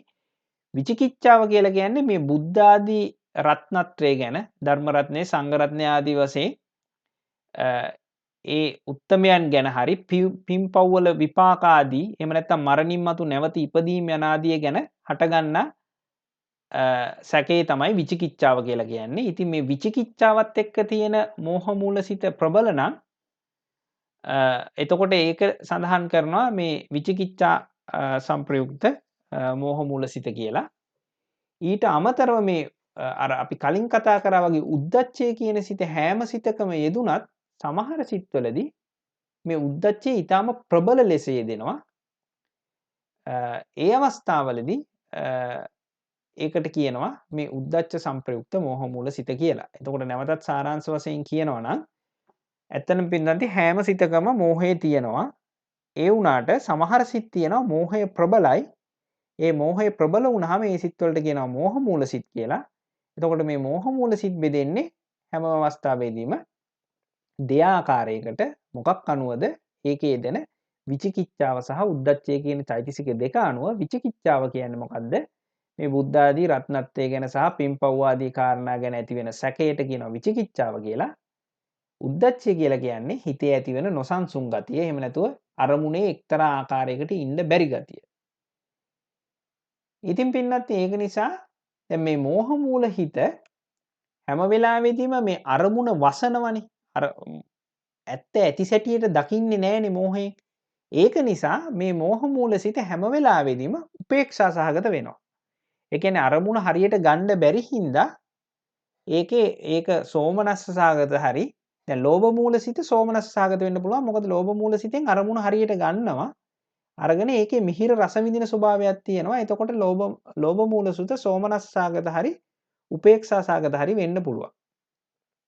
එතකොට ඊට කලින් කතා කරපු මේ ද්වේෂ මූල සිත හැම වෙලාවෙම දෝමනස්ස සහගතයි. මොකද ඒක අරමුණත් සමග ගැටෙනවා, අරමුණ ප්‍රතික්ෂේප කරනවා. ඒ වුණාට මේ මෝහ මූල සිතින් අරමුණ හරියට ගන්නෙ නැහැ. මොකද හැම වෙලාවෙම උද්දච්චය ප්‍රබලව පවතින නිසා. එතකොට ඒක නිසා මේ මෝහ මූල සිත් දෙකම හැම වෙලාවෙම උපේක්ෂා සහගත වෙනවා. අරමුණ හරියට ගන්නෙ නැති නිසා. ඒ වගේම මේ මෝහ මූල සිත් දෙක හැම වෙලාවෙම අසංස්කාරික වෙනවා. අසංස්කාරික කියන්නේ මේ ඉබේ තමයි පහළ වෙන්නේ. මේ තමාගේ උත්සාහ කරවීමකින් පහළ වෙන්නේ නැහැ. දැන් උදාහරණයක් හැටියට මින්නන්නේ සරලව කියනවා නම් දැන් හිතලා රැවටෙන්නේ නැහනේ. ඉබේ තමයි රැවටෙන්නේ. එතකොට මෝහය කියන එක මේ හිතලා මෝහය පහළ වෙන්නේ නැහැ. මෝහය කොහොමත් අසංස්කාරික විසම ඒ කියන්නේ තමාගේ මෙහෙයීමක් හෝ කාගේවත් මෙහෙයීමක් නැතුවම තමයි මෝහය කොහොමත් පහළ වෙන්නේ. ඒක නිසා මේ මෝහ මූල සිත් දෙක ඒ ආකාරයෙන් දෙකකට බෙදෙන්නේ නැති බව දැනගන්න. ඒ කියන්නේ මෝහ මූල සිත් සංස්කාර ලෙස ભેදයක් වෙන්නේ නැහැ. කොහොමත් මෝහ මූල සිත් අසංස්කාරිකම තමයි. ඒ වගේම වේදනා වශයෙන් ભેදයක් වෙන්නේ නැහැ. මෝහ මූල සිත් කොහොමත් උපේක්ෂා සාගතම තමයි. ඉතින් පින්නත්දි මේ ආකාරයට ගත්තාම මෝහ මූල සිත් දෙකක් තියෙනවා. මොකද්ද? උපේක්ෂා සහගත විචිකිච්ඡා සංප්‍රයුක්ත සිත. ඒ කියන්නේ විචිකිච්ඡාව අධික ලෙස පවතින විට ඊට පස්සේ උපේක්ෂා සහගත උද්දච්ච එහෙම නැත්නම් ඕදත්තේ සංප්‍රයුක්ත හිත කියලා. ඉතින් මෙතනදී කාරණාවක් පොඩ්ඩක් කියනවා නම් මේ මෝහ මූල සිත් දුබල බැවින් ලෝභ මූල දෝෂ මූල සිත් මෙන් බරපතල විපාක ඇති වෙන්නේ නැහැ. හැබැයි මේ බුද්ධ ආදී ඒ ත්‍රිවිධ රත්නය ගැන සහ විචිකිච්ඡා සහගත සිතේ ඇති වෙන සමහර අවස්ථාවලදී ඒක මේ අකුසල ඊටම දරුණු අකුසලයකට පත් වෙන්න පුළුවන්. හැබැයි උද්දච්ච සහගත සිත නම් කොහොමත්ම මේ අපායගාමී වන්නේ නැති බව තමයි සඳහන් වෙන්නේ. උද්දච්ච සිතකට කවදාවත් මේ අපායකට පැමිණීමේ හැකියාවක් නම් නැහැ. ඉතින් පින්වත්නි මේ අවසාන වශයෙන් කියනවා නම් මේ අකුසල් සිත් නැවතත් සාරාංශ වශයෙන් පොඩ්ඩක් මතක් කරනවා නම් ලෝභ මූල සිත් 8ක් තියෙනවා. ද්වේෂ මූල සිත් 2ක් තියෙනවා. මෝහ මූල සිත් 2ක් තියෙනවා. ඒ ආදි වශයෙන් අකුසල් සිත් 12ක් තියෙනවා. එතකොට මේ අකුසල් සිත්ම වෙන විදිහකට කියනවා නම් සෝමනස්ස සහගත සිත් 4ක් තියෙනවා. මොනවාද සෝමනස්ස සහගත සිත් 4 තියෙන්නේ? ලෝභ මූල සිත් 4ක් තියෙනවා. සෝමනස්ස සහගතයි. උපේක්ෂා සහගත සිත් 6ක් තියෙනවා. ඒක 6ක් කියලා මෙතන 6ක් කියලා ලිව්වට 4ක් කියලා තමයි මෙතන ලියවිලා තියෙන්නේ. 6ක් කියලා නිවැරදි වෙන්න ඕන. මොනවාද උපේක්ෂා සහගත සිත් 6? ලෝභ මූල සිත් 4ක් තියෙනවා උපේක්ෂා සහගත. ඊට අමතරව මෝහ මූල සිත් 2ක් තියෙනවා. එතකොට උපේක්ෂා සහගත සිත් 6ක් තියෙනවා. ඊට පස්සේ දෝමනස් සහගත සිත් 2ක් තියෙනවා. මොකද්ද දෝමනස් සහගත සිත් 2? ද්වේෂ සහගත සිත් 2ම තමයි දෝමනස් සහගත සිත් 2. අසංස්කාරික සසංස්කාරික වශයෙන් කියනවා නම් අසංස්කාරික සිත් 7ක් තියෙනවා. මොනවාද අසංස්කාරික සිත් 7? ඒකෙන් 4ක් තියෙනවා ලෝභ මූල සිත්. ඊට පස්සේ ඒකෙන් එකක් තියෙනවා ද්වේෂ සහගත සිත්. මෝහ මූල සිත් 2 කොහොමත් අසංස්කාරිකයි. එතකොට 4 1යි 5යි 2යි 7යි. සසංස්කාරික සිත් 5ක් තියෙනවා. සසංස්කාරික සිත් 5 මොනවාද? ලෝභ මූල සිත් 5ක් තියෙනවා. ලෝභ මූල සිත් 4ක් තියෙනවා සසංස්කාරිකයි. ද්වේෂ මූල 1 සිතක් තියෙනවා සසංස්කාරිකයි. ඒ ආදි වශයෙන් සසංස්කාරික සිත් 5ක් තියෙනවා. ඉතින් අවසාන වශයෙන් කියනවා නම් මෙතන මේ අර මෝහ මූල සිත්වල කියන උද්දච්ච සහගත සිත හැරුණුකොට අනිත් අකුසල් සිත් 11ෙන්ම මේ සත්වයා අපායට පැමිණීමේ එහෙම නැත්නම් අපාය ප්‍රතිසන්දියකට පැමිණීමේ හැකියාවක් තියෙනවා. උද්දච්ච සහගත සිතට විතරක් ප්‍රතිසන්දියක් දෙන්න බෑ. හැබැයි ප්‍රවෘත්ති වශයෙන් විපාක දෙන්න පුළුවන්. මේ ප්‍රතිසන්දි ප්‍රවෘත්ති කියන එක ඉදිරියේදී අපි දුරටත් සාකච්ඡා කරනවා. ඉතින් මේක තමයි මේ අකුසල් සිත් ගැන තියෙන අද දින සාකච්ඡා කරන්න හිතපු කොටස්වල නිමාව. ඉතින් මේ වෙනතුරු සාකච්ඡා කරපු කාරණා සම්බන්ධයෙන් මේ මොකක් හරි ප්‍රශ්නයක් තියෙනවා නම් අපි දැන් කතා කරමු. මොන හරි ප්‍රශ්න තියෙනවද?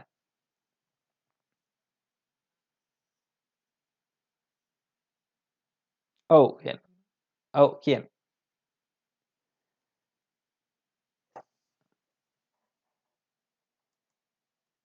ඔව්.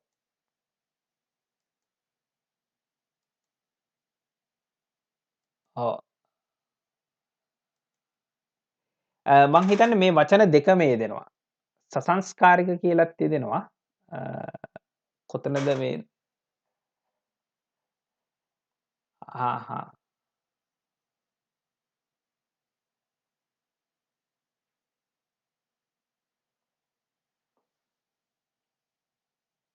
ඒ අර්ථයකුත් මේ වචනේ තියෙන බව සඳහන් වෙනවා. ඒ කියන්නේ දැන් උදාහරණයක් හැටියට තමන්ට විශේෂයෙන් උපදින්නේ නැති වුණහම අනිත් කෙනෙක් මෙහෙවනවා කියන්නේ අනිත් කෙනෙක් එඩිට් කරලා තමයි ඒ තැනට යොමු කරවන්නේ. වෙන සංස්කාර මගින් ඒක යොමු කරවනවා කියන අර්ථයත් මේ සසංස්කාරික කියන එකේ තියෙනවා.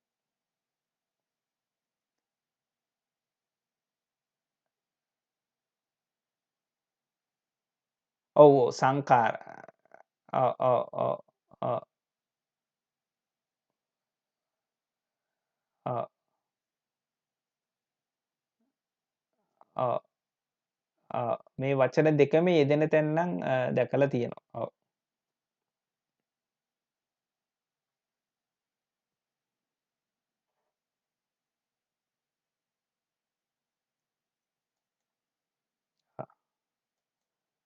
ඔව්.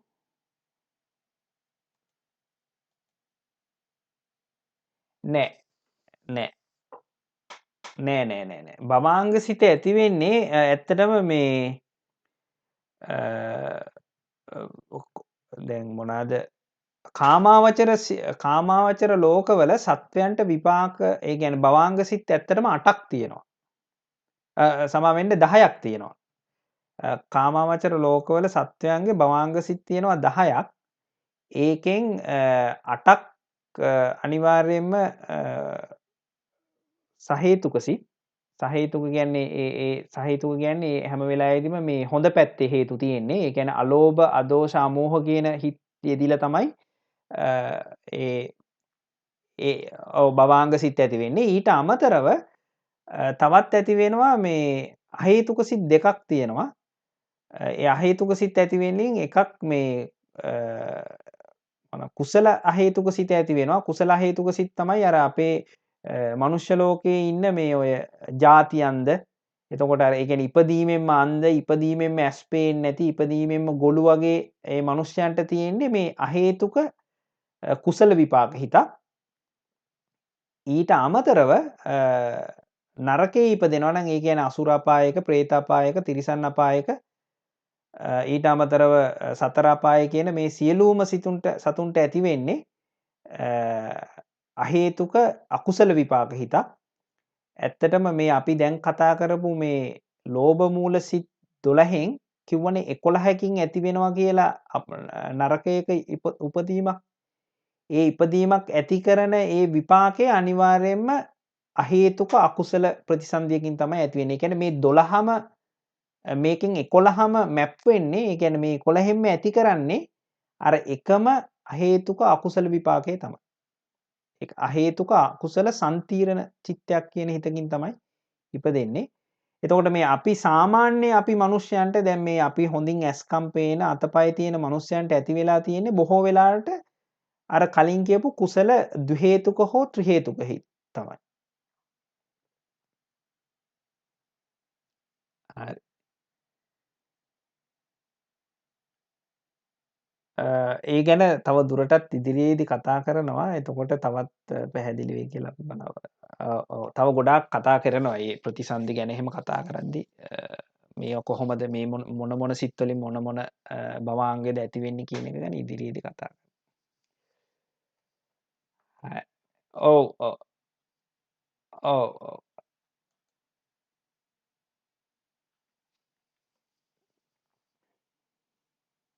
ඔව්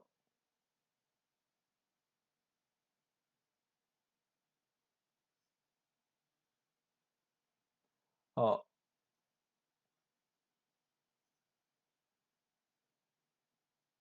නෑ සෝමනස්ස සහගත කියන්නේ පිනක් නෙමෙයි. මෙතන සෝමනස්ස සහගතව මෙතන ඇති වෙන්නේ අකුසලයක්.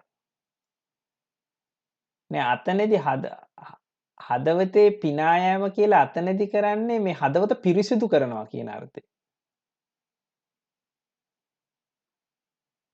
ඔව් ඔව් ඔව් ඔව් මෙතන සෝමනස්ස කියලා කියන්නේ ඔව් ඒක හරි.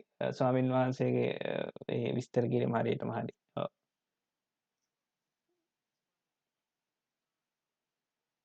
ඔව්.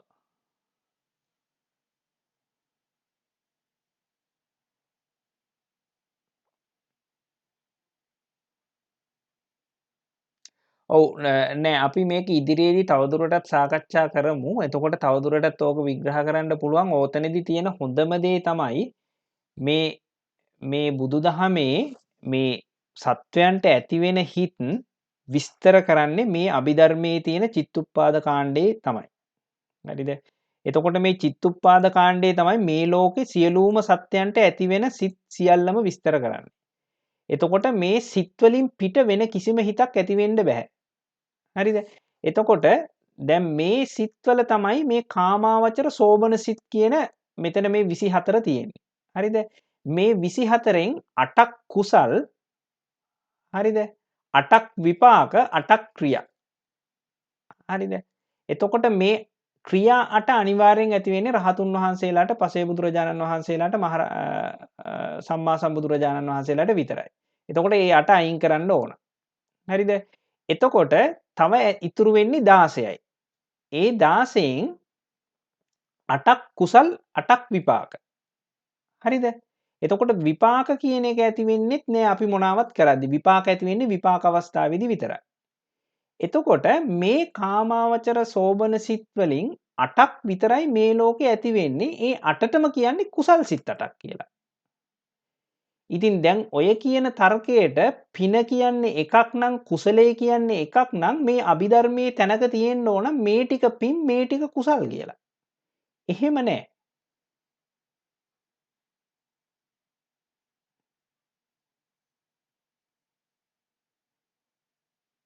ඔව්. නෑ. ලෝභයත් එක්ක පිනක් ඇති වෙන්නේ නෑ. ඒක සම්පූර්ණයෙන් බුදුදහමට පටහැනි. කිසිම වෙලාවක මේ ඒ කියන්නේ ලෝභ, ද්වේෂ, මෝහ කියන චෛතසික යෙදෙන සිතක කවදාවත් පිනක් ඇති වෙන්නේ නෑ. ඒවා ඒකාන්ත වශයෙන් අකුසල.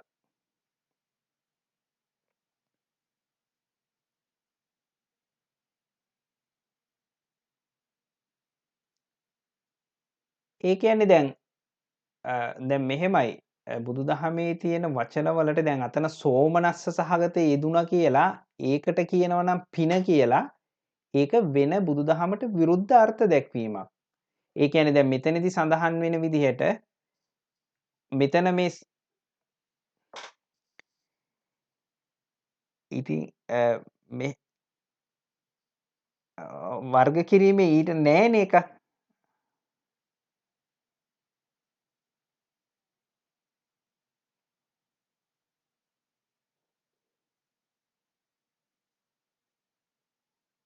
නෑ. නෑ. අකුසල් සිත් අතර පිනක් කියන එකක් කියවෙන්නේ නෑනේ බුදුදහමේ. අකුසල් සිත කියලා කියන්නේ අනිවාර්යයෙන්ම සිතේ මිනිස්සෙගේ සිතේ පහළ වුණොත් මේ සඳහන් වෙන හරිය ඔහුට අනිෂ්ට විපාකම තමයි ඇති කරන්නේ. කවදාවත් අකුසලයක් කරලා ඒකෙන් ඉෂ්ට විපාකයක් එන්නේ නෑ. දැන් ඔතනදී ඔය සඳහන් කරන පින සහ කුසලයේ දෙකක් කියන එකේදී එක තැනකදී කියනවා පින කියන්නේ භව ගමන ප්‍රාර්ථනා කරගෙන කරන දෙයට පින කියලා කියනවා. එහෙම කියන ඒ කට්ටියන්ගේ තර්කය ගැන මම මේ කියන්නේ බුදුදහමේ තර්කය නෙමෙයි. කුසලය කියලා කියන්නේ නිර්වාණය ප්‍රාර්ථනා කරගෙන කියන එකට කුසලය කියලා කියනවා කියලා තමයි කියන්නේ. ඒ වුණාට එහෙම සඳහනක් බුදුදහමේ නැහැ. බුදුදහමේ හැබැයි භවගාමී සහ අනිත් වචනේ මට මතක නෑ. මේ භවගාමී කුසලය කියලා එකක් තියෙනවා. ඊට අමතරව මේ නිවන ප්‍රාර්ථනා කරගෙන කරන කුසලය කියලා එකක් තියෙනවා. ඒ කොහොම කරත් ඒ දෙකටම කුසලය පින ඒ දෙකම එක වචනයෙන්ම තමයි කියන්නේ. අන්න හරි විවට්ටගාමී කුසල. ඔව් ඔව්.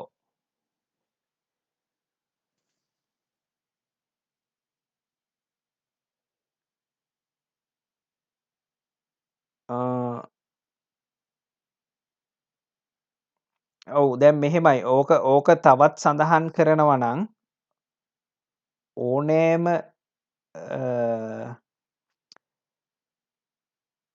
කොහොමද ඒක කියන්නේ? දැන් භවගාමී කුසලයක් කරනවා කියලා හිතන්නකෝ. හරිද?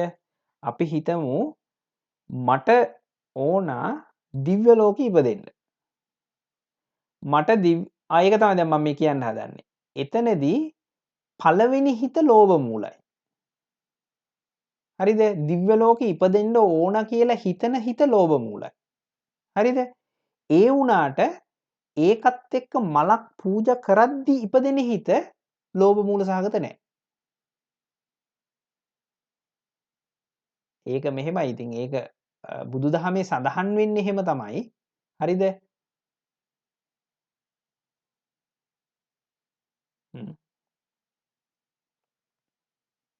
ඔව්.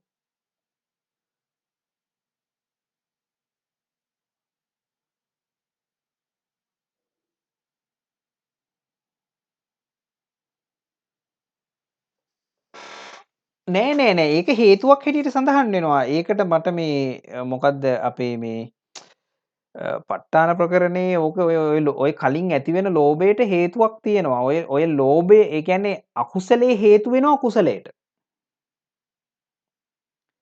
මට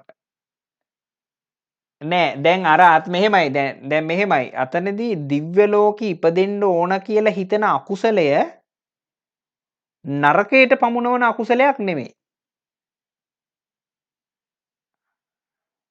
නෑ. ඒක පිනක් නෙමේ. ඒක නරකයට පමුණවන අකුසලයක් නෙමේ. ඒකෙන් කරන්නේ කුසලයේ කිරීම සම්බන්ධයෙන් යොමු කිරීමක්. හැබැයි අර අකුසලයේ නිසා ඒක විපාක දෙද්දී අර භවයේ ප්‍රාර්ථනා කරපු දේ ලැබෙන විදිහට තමයි ඒක විපාක දෙන්නේ. ඒ වුණාට ඒක ඒකාන්ත වශයෙන් අකුසලයක් හැටියට තමයි බුදුදහමේ සඳහන් වෙන්නේ ලෝභය නිශ්චිත නිසා. ලෝභය අයිති නිසා.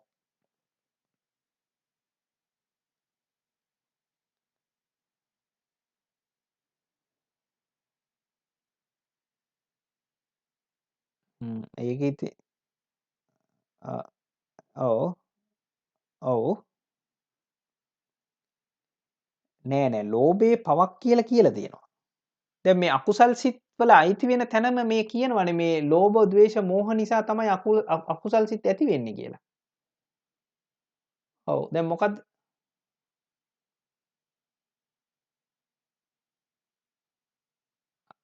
ආ ඔව්. දැන් මෙහෙමයි. දැන් ඒක තමයි දැන් අර මම ගිය පාරේ එවපු ලින්ක් එකේ ඒක අපේ නා වූ අරිදම්ම හාමුදුරුවෝ කියනවනේ අර දැන් කුසල මොනවාද දැන් අර පාලියේ සඳහන් කරන වචන අර යාතාව සරස ලක්ෂණ කියන වචන පාවිච්චි කරනවනේ එකම වචනයේට බුදුරජාණන් වහන්සේ. බුදුරජාණන් වහන්සේ ඒ කාරණයෙන් ඒ දෙයින් කරන කෘත්‍යයන් අනුව ඒවාට දෙනවා වචන. දැන් අපි අර හිත ගැනත් සඳහන් කරද්දි කතා කරන්නේ හිතට පාවිච්චි කරන යාතාව සරස ලක්ෂණ.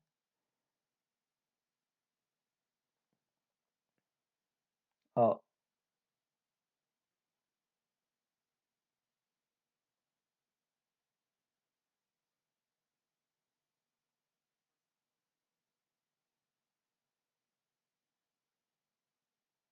ඔව්.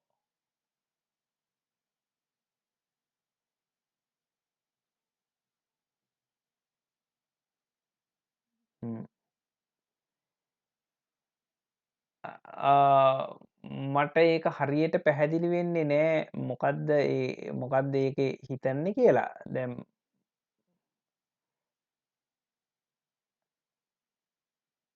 නෑ සෝමනස්ස සහගත එකට පින කියලා කියන්නේ නෑ. ඒක වැරදි.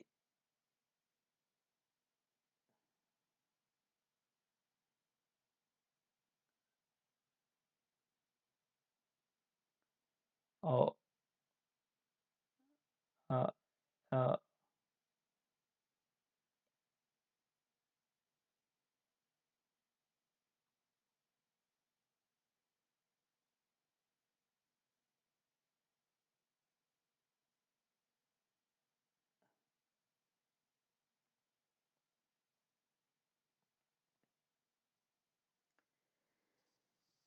කුසල් සිතක කුසල් සිතක ඔව්. ඔව්. ඔව්. ඔව්. ඔව්. ඔව්. සන්දර්භයත් එක්ක තමයි ගන්න වෙන්නේ. ඔව්.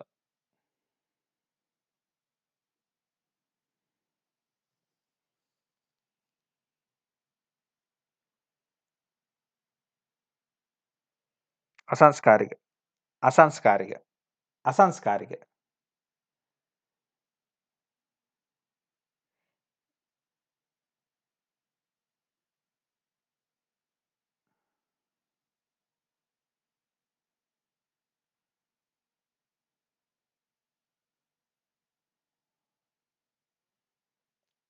ඔව්.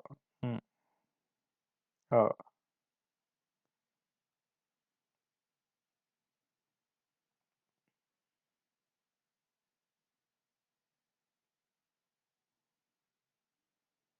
ඔව්. ඔව් දැන් මම ඔය අසංස්කාරික සසංස්කාරික කියන දේ තවත් පොඩ්ඩක් විස්තර කරනවා නම් අර ඒ වෙලාවේදී මම අපි ඒ වුණාට ඒ දැන් නැවතත් සාකච්ඡා කරා එකම කාරණයක් සම්බන්ධයෙන් අසංස්කාරික සසංස්කාරික කියන දේ සඳහන් කරන්න ඕන මේ අර කිව්වා වගේ මේ කාරණා දෙකක් සම්බන්ධයෙන් ඒක සඳහන් කරපුවාම වරදිනවා කියලා. දැන් අසංස්කාරික කියලා කියන්නේ මනා පුහුණුවකින් කරනවා කියන එක. හැබැයි ඔය මදුරුවා මරනවයි හරක මරනවයි කියන කතාව සම්පූර්ණයෙන් කතා දෙකක්. දැන් උදාහරණයක් හැටියට ගවයෙක් ඝාතනය කරන්න බෑ ඉක්මනට. ගවයා ඝාතනය කරන්න ලොකු පරිශ්‍රමයක් දරන්න ඕන. ගවයා ඝාතනය කරන්න ලොකු පරිශ්‍රමයක් දරද්දී ඒක සසංස්කාරික සිතකින් කරනවා නම් සසංස්කාරික කියන්නේ තමාගේ මෙහෙයුමකින් හරි තව කෙනෙක්ගේ මෙහෙයුමකින් හරි කරනවා නම් ඒක සසංස්කාරික කියන වචනේ අපැහැදිලි වෙනවා නම් කාගේ හරි මෙහෙයුමකින් කරත් කරන්න චිත්ත වීදි එහෙම නැත්නම් හිත් අතිශයින් විශාල ප්‍රමාණයක් ඕන වෙනවා. හරිද? ඔව්. ඔව්.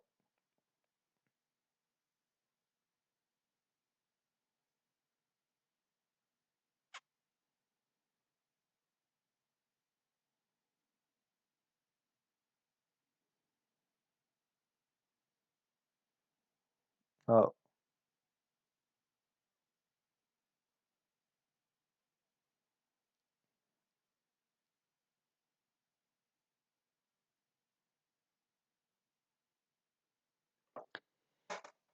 නෑ නෑ. ඉවසීම අසංස්කාරික කියලා නෙමෙයි කිව්වේ. ඉවසීම බහුල නිසා අසංස්කාරික සිත් ඉක්මනට ඉපදෙනවා කියලා.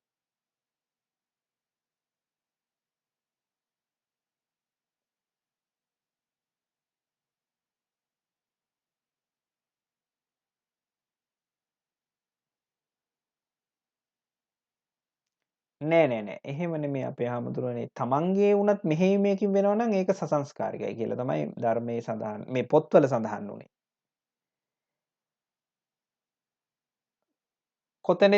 කොතැනදීද මෙහෙයුමක් වෙන්නේ? ඔව්.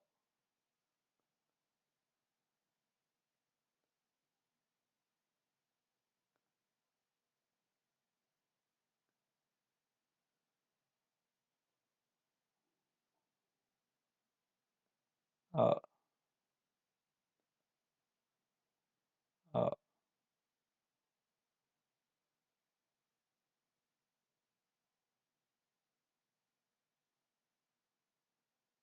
නෑ මේකනේ කියන්නේ දැන් ඔතනදී ඔය විතක්ක ඒ සන්තාන සූත්‍රයේදී කියවෙන්නේ ඒක මුලදි කරන්න ඕනි සසංස්කාරික වශයෙන්. හරිද? ඒක කරගෙන ගියාම පස්සේ ඒක අසංස්කාරික බවට පත් වෙනවා. වැඩිපුර කටයුත්තේ මනා ලෙස පුරුදු කරාට පස්සේ ඒක අසංස්කාරික වෙනවා.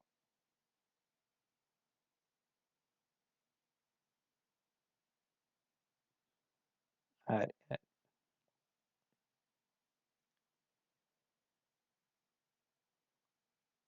ඔව් නෑ මේක වැඩේ කාරණය මේකයි. ඉතාම ගැඹුරුයි දහමත් අනිත් එක වචනත් අපි දන්නේ නැති ආගන්තුක වචන විශාල ප්‍රමාණයක් තියෙනවා. ඉතිං නැවත නැවතත් මේ අධ්‍යයනය කිරීමෙන්ම තමයි මේක මේ අවබෝධ වෙන්න ඉතිං ඒක ඉතිං කොහොමත් පොත්තුනත් දැන් එක සැරයක් අපි කලිනුත් මුලදිම සාකච්ඡාවත් කිව්ව වගේ ඉස්සරලාම අභිධර්මය පොතක් අරගෙන කියවගෙන යද්දී අමාරුවෙන් තේරිලා තේරුණා කියලා හිතනවා. ඊට පස්සේ දෙවනි පාරට ඒ පොත අරගෙන ආයි කියවද්දි හිතෙනවා දැන්නම් තේරුණා කියලා. ඊට පස්සේ තුන්වෙනි පාරට අරගෙන ආයෙත් කියවද්දි හිතෙනවා දැන් තමයි තේරුණේ කියලා. නැවතත් කියවද්දි හිතෙනවා ඉස්සරට වඩා දැන් තේරෙනවා කියලා. ඒක තමයි මේ දහමේ තියෙන ගැඹුරු බව. මේ ගැඹුරු ඉවරයක් නෑ. ඒකයි වැඩේ. ඔව්. නෑ එහෙම දෘෂ්ටි ගැනීමක් නෙමේ. ඒ නෑ එහෙම දෙයක් වෙන්නේ නෑ. එතන දෘෂ්ටියක් නෑ. ඒ තේරුණා කියලා මම එතන කිව්වේ කලින් තේරුණාට වඩා තේරෙනවා. දැන් උදාහරණයක් හැටියට දැන් අසංස්කාරික සසංස්කාරික කියන දේ මේ අධ්‍යයනය කරන්න පටන් ගත්තාම හරි අමාරුයි මේ මොකද්ද මේ කියන්නේ කියන දේ තේරුම් ගන්න. ඒ වුණාට මේ ධර්මයේ ගොඩාක් කල් අධ්‍යයනය කරගෙන යද්දී ඒකේ තියෙනවා මේ අපිට විස්තර කරන්නත් බැරි මේ ඒ වුණාට තේරෙන ගතියක්. ඉතින් ඒක මේ ඔව් ඒක ඉතින් කරගෙනම තමයි යන්න වෙන්නේ අර බුදුදහමේ කියනවා වගේ ඉතින් තමාටම තමයි අවබෝධ වෙන්නේ. එක කොටසක් විතරක් යනකම් විතරයි තමයි ඉතින් මේ පොත්වලින් ඒ සහ ඇසුරෙන් කියලා දෙන්න පුළුවන්. තවත් ගැඹුරට කරගෙන යද්දී ඉතින් තමන්ටම අවබෝධ වෙනවා. ඒ වුණාට ඉතින් එක කොටසකට යනකම් තමන්ට අවබෝධ වුණාම කියලා දෙන්නත් පුළුවන් වෙනවා. ඒ වුණාට සමහර තැන් තියෙනවා හරි අමාරුයි කියලා දෙන්න.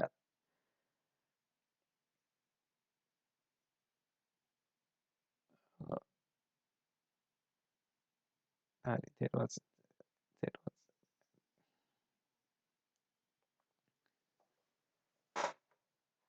හරි. එහෙමනම් ඉතින් අපි අදට ධර්ම සාකච්ඡාව අවසන් කරමු. අපේ ස්වාමින් වහන්සේ අවසාන වශයෙන් ඔබ වහන්සේ මොනවා හරි ප්‍රකාශ කරනවද? ආ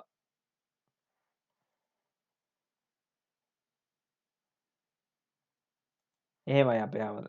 හරි හරි. තෙරුවන් සරණයි. හරි. එහෙම. හරි. එහෙමනම් අද දිනේ අපි ධර්ම සාකච්ඡාව මෙතනින් නවත්වමු. ඉතින් මේ සහභාගී වෙච්ච සියලු දෙනාටම මේ හදපිරි පුණ්‍ය අනුමෝදනාව කරමින් අද දින ධර්ම සාකච්ඡාව මෙතනින් අවසන් කරනවා. සියලු දෙනාටම තෙරුවන් සරණයි.